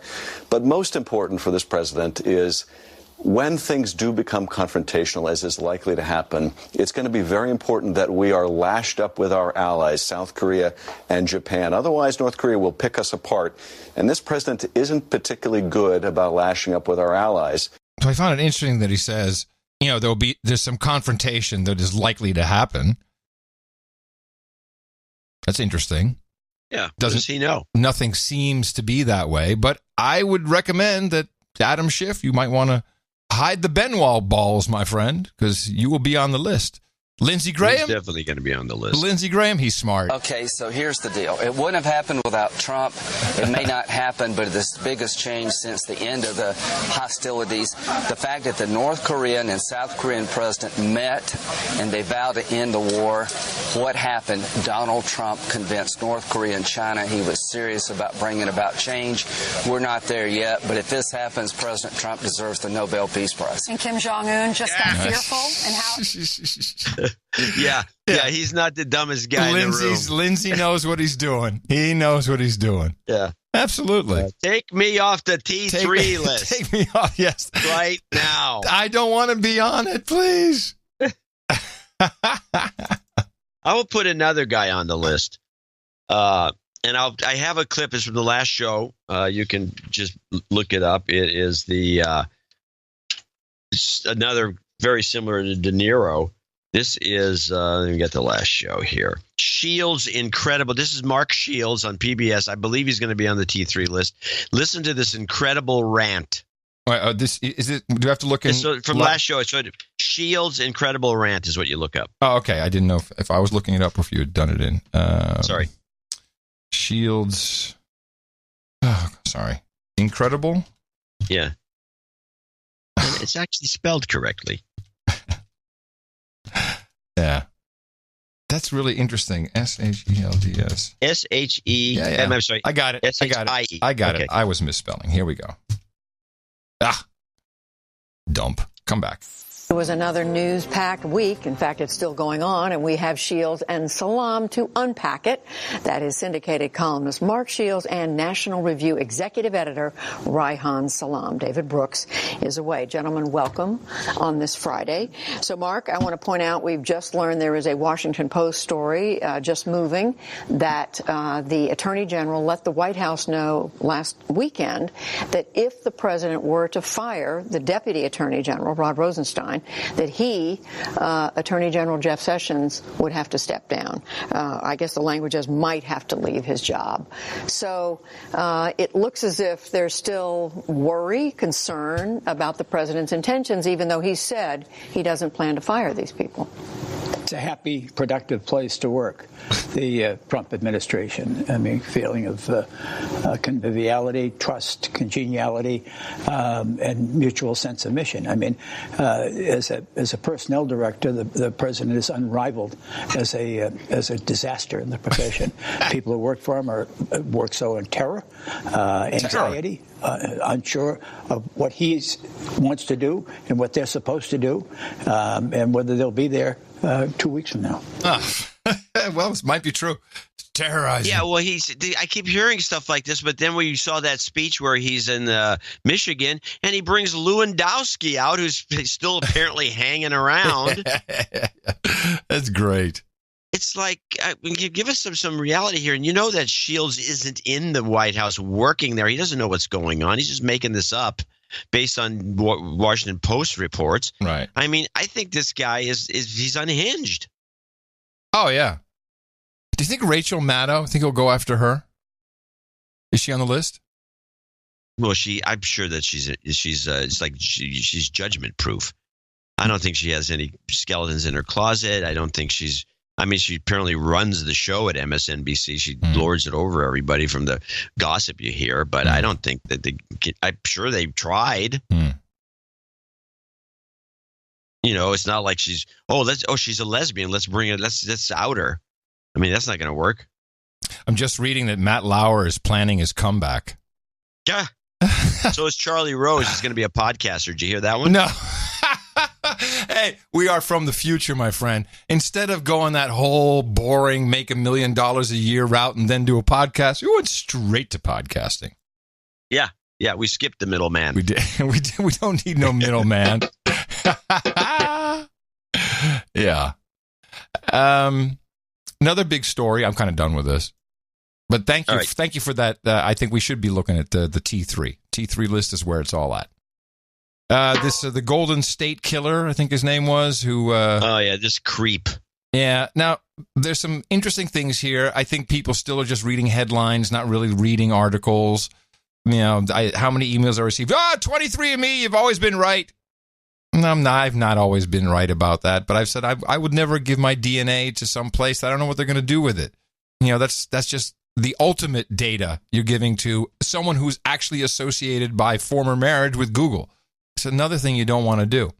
So I found a report that is reasonably accurate as to what exactly happened. Good morning to you. We are outside the Sacramento County Courthouse where later today, 72-year-old Joseph DeAngelo will make his first court appearance. Investigators now telling us they use discarded DNA to help track him down. All right, let's stop right there. Discarded DNA is another word for trash. They're just going through your stuff, I think. Yeah, I'd find hairbrush hair or stuff like that. Yeah, so I don't know. DNA to help track him down, genealogy websites, and a long process of elimination sifting through family trees. This morning, new details of the rigorous investigation that detectives say brought down the Golden State Killer more than 40 years after his alleged killing spree began. Law enforcement sources telling ABC News they used a genealogy website to help connect Joseph DeAngelo's DNA to past crime scenes, taking that evidence and then comparing it with family members within the online database until they found their suspect. Police say the 72-year-old appeared surprised when they swarmed his home Tuesday evening. No incident. He didn't say it wasn't me or anything like that. No, really no conversation at all. Just the only thing he really said was that he had a roast in the oven. Like all he said was, "I got a roast in the oven, guys. Can we hurry this up a little bit?" So what happened is one of his family members, not him, he had never given a spittle or anything, no DNA. Yeah. But they matched it with one of his family members who had uploaded her, I believe, DNA to GED Match, which is, I think it's an open source thing. A lot of people do this. They get their results back from 23andMe, and then they'll upload it to the Socialnets, to the social DNA network. None of this is a good idea. Okay, so they got this guy. I guess it's him. Can I say something? Yeah. Too late now. What's too late? It's not being a good idea. I think it's too late. I think the Pandora's box has been opened, and you're screwed. And I guarantee you that a very high percentage of No Agenda listeners have done this. Oh yeah. The Comic Strip blogger who's, I can't even. He doesn't want me to say, I'm only 50 miles away from him when I'm here in this particular spot. He's like, so protective of his privacy. I'm sure he's sent you emails in the past. You must get 23andMe, find out if you are real Slavic. People aren't thinking. I haven't gotten that. You didn't? He always tells me to tell you, that's for sure. This is just more of this. It sounds like you're getting over it, though. It sounds I am over it. I'm completely over it, yeah. But I just have this lingering. I have this, productive cough. About once every hour, I have to produce some phlegm. Some mucus. Sorry. Yes. Phlegm, yes. So that, this is interesting. This will start to play out. DNA is back in the game, even though we know that DNA is not really all that precise. Well, I found this jerk. Well, if it's him, yeah. I guess it's him. Oh, it's pretty, yeah. But I don't know, it's just worth noting again. Stop giving your shit. No, stop giving your data away. Yes, you can lecture people till you're blue in the face. I know. You and your OTG. Well, in Austin, University of Texas has now opened up a new center, and it's Masculinity, MASCULIN, capital UT. So get it? Masculine UT, masculinity. Yes. And this is very interesting. There's a counseling and mental health center at University of Texas, Austin, has launched this new program to help male students, quote, take control over their gender identity and develop a healthy sense of masculinity. As they see... what are you supposed to do? Well, it is a mental health issue, toxic masculinity. And they have set up victim helplines. How is it a mental health? What is it even? I'm just telling you what they say. Okay. Yeah. Though you might enjoy taking care of people or being active, masculinity warns that many of these attributes are actually dangerous, claiming that traditional ideas of masculinity place men into rigid boxes which prevent them from developing emotional maturity. So because you have been brought into the world and trained to be masculine, be a man, act like a man, be successful, traditional gender roles. No, I'm reading from their website. Yes. The school is in the process of hiring a, quote, healthy masculinites coordinator. A masculinite? Yes. Masculinites, plural. Healthy masculinites coordinator to run this program. Let me see. There's a link. What is this healthy masculinites? Here it is. Job posting. Oh my goodness. Health Education Coordinator, Level 2, VAV, Healthy Masculinites Coordinator. Monthly salary, $3,959, depending on qualifications. What? Yeah, you can start immediately. At $3,000 a month, which is 30. No, $4,000 a month. $4,000 a month for how many? For the whole year? 40 hours. 40 hours. For the whole year? A week. Oh, $4,000 a week? No. It's $4,000 a month, and you work 40 hours a week. It's a full-time job. Yeah. Yeah. Purpose of your job: to lead men's engagement and healthy masculinites effort aimed at ending interpersonal violence at UT system schools. Oh, are the guys beating each other up there at that school? No. I really looked into it. There was nothing clippable. They have a couple of clips, but they have victim centers and victim helplines planned. This can be just if you're being bullied or if someone has been mean to you. It is not necessary. In college? They're calling it interpersonal violence, but it can be verbal abuse or verbal violence. Here, this position will provide strategic guidance for Masculinity, a comprehensive initiative that aims to promote healthy masculinites on the UT Austin campus through public events, educational workshops, webinars, and other forms of student involvement. This is a French term. Hold on. Masculinity works to increase acceptance of gender diversity, promote healthy relationships with an emphasis on consent, and prevent interpersonal violence. Though the Healthy Masculinites Coordinator is housed at the UT Austin campus, this position will have responsibility for working with campus liaisons at all UT system academic institutions to provide best practices for engaging men in ending interpersonal violence. What is this French term? Yeah, it's a French term. Unfortunately, the site isn't straight French. I have to find it. I have to translate it. Well, I have some definitions of interpersonal violence. Well, I think I would like the definition of masculinitite. That's what we're trying to deal with here. Is that how you say it? I thought it was masculinities. Yeah, masculinities. Yeah, did you find it? Yes, in French. It's a French term. It's apparently something the French dreamed up. I speak French. Hit me. Hit me with your best shot. Well, I can read French, but I can't translate this because it's a bunch of sociology gobbledygook. Okay, let me just go back. If I had to, unfortunately, I don't have the Chrome browser, which will make the translation. Yeah. Unfortunately, I don't have it on here. Just look it up. You got the Chrome browser. No, I don't. I don't have the Chrome browser. Oh man, we neither one of us have the Chrome browser. Come on, I'm looking at interpersonal violence. You're doing something else. I'm not going to do your job. I'm still looking there. Keep doing it. Go for it. Interpersonal violence. Oh, it's called IPV. No, I'm trying to find a definition. Hold on. Interpersonal violence.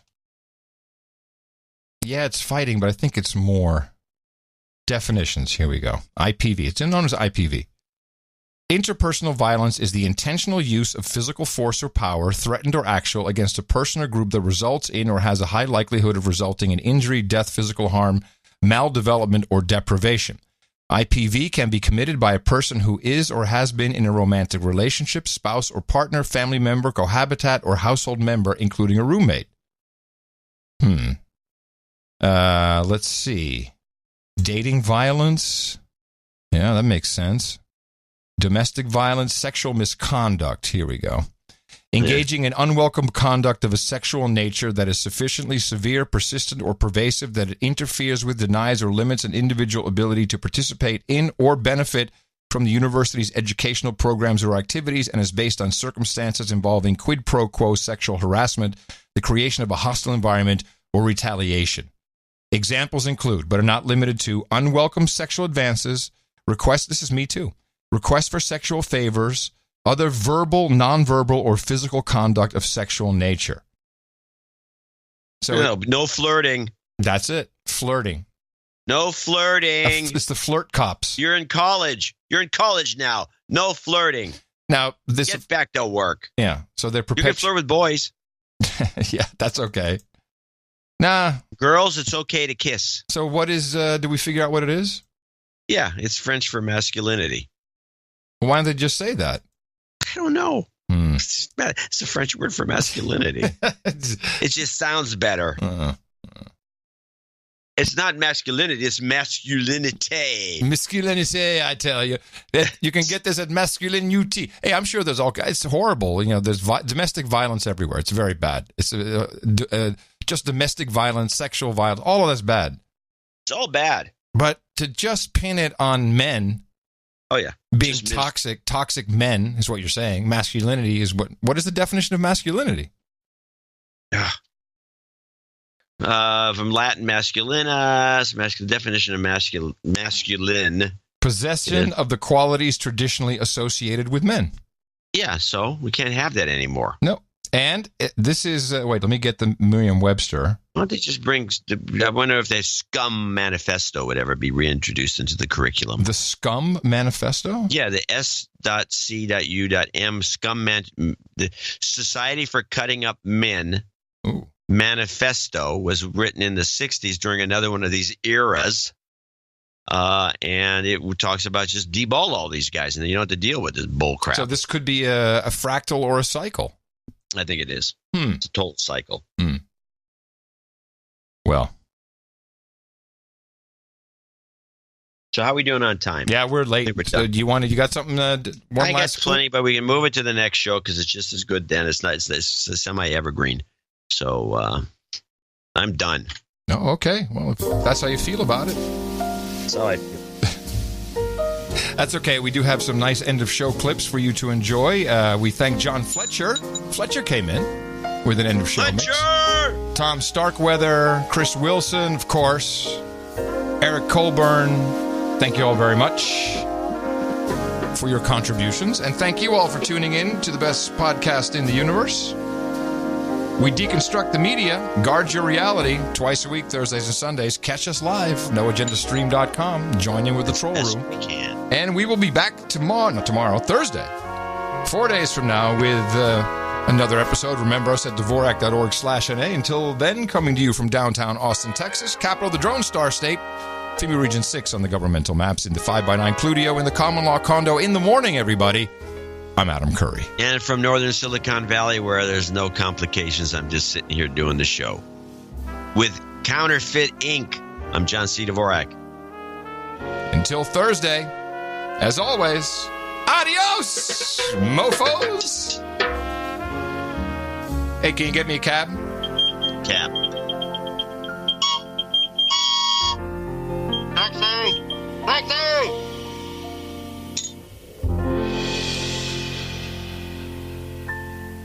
There wasn't a lot of surprises, Melissa, but I just want to put something in perspective. Is the world cannot live without Google. We can live without Facebook, but Google is part of the fabric, the oxygen of the internet. This is, I'm sure it is. It's completely disturbing. We can't live without Google. We can't easily live without Google. No, I can't forget this evening when I spent my time just binging and all my wasted life on DuckDuckGo. I shunned YouTube and watched my stuff on Vimeo. Yes, it blows.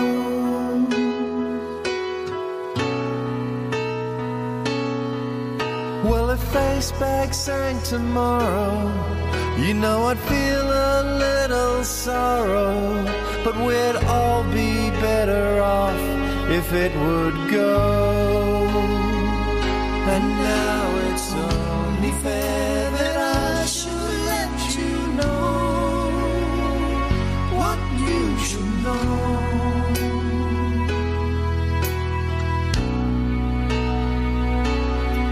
I can't live living without ego. I can't be anymore. I can't live living without ego. I can't be anymore. Bing, by the way, does work. You don't need Google necessarily. The one you can't live without, and I've written about this too, is Amazon. Relax. The computer is processing the data. I will be notified as soon as there is any information. And I want to be careful here. Any advertiser or campaign, I know we're working with them. I believe that its goal is to sell everything to everyone. Why am I seeing this ad? Well, that's a great question. Your user agreement sucks. We see more passive listening and passive monitoring in our own homes with the information we've accumulated on. We provided support to the Trump campaign. And he's been terrific. He may be a globalist, but I still like him. He was calling those things that was not as though they were, is what he was doing then. Yes. He is seriously a globalist, there's no question. But there has never been a company quite like Amazon. Akin to a game of whack-a-mole. Goodbye and f*** you. What in the world is going on? Yeah.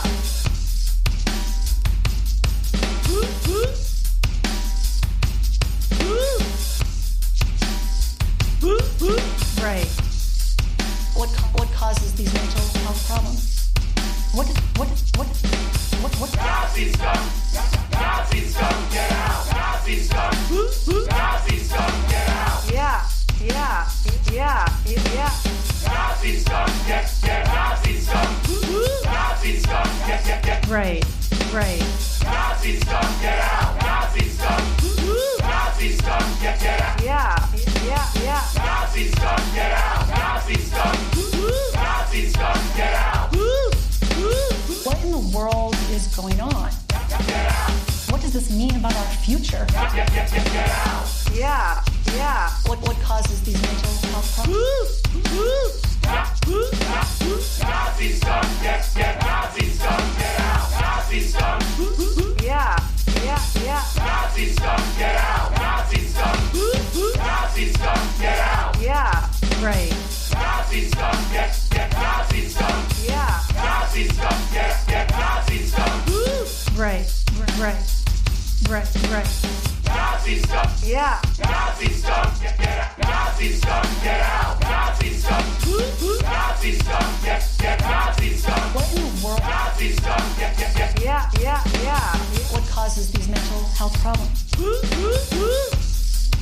What does this mean about our future? Nazi scum, get Nazi scum! What causes these Nazi scum! What? Nazi scum! Yeah. Nazi scum! What? Nazi scum, get Nazi scum! Nazi scum, get out! Get some cooks. By the way, it's called popping bottles. Popping bottles in the club.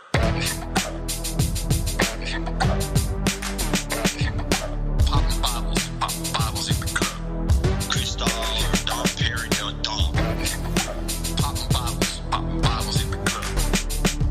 If you're gonna spray, get some cooks. It's called bottles in the club. Popping bottles. Popping bottles. Dom Perignon, Dom. Bottles in the club. Bottles in the club. Popping bottles in the club. The best podcast in the universe. Adios, mofo. Dvorak.org/NA. I'd like to punch him in the face.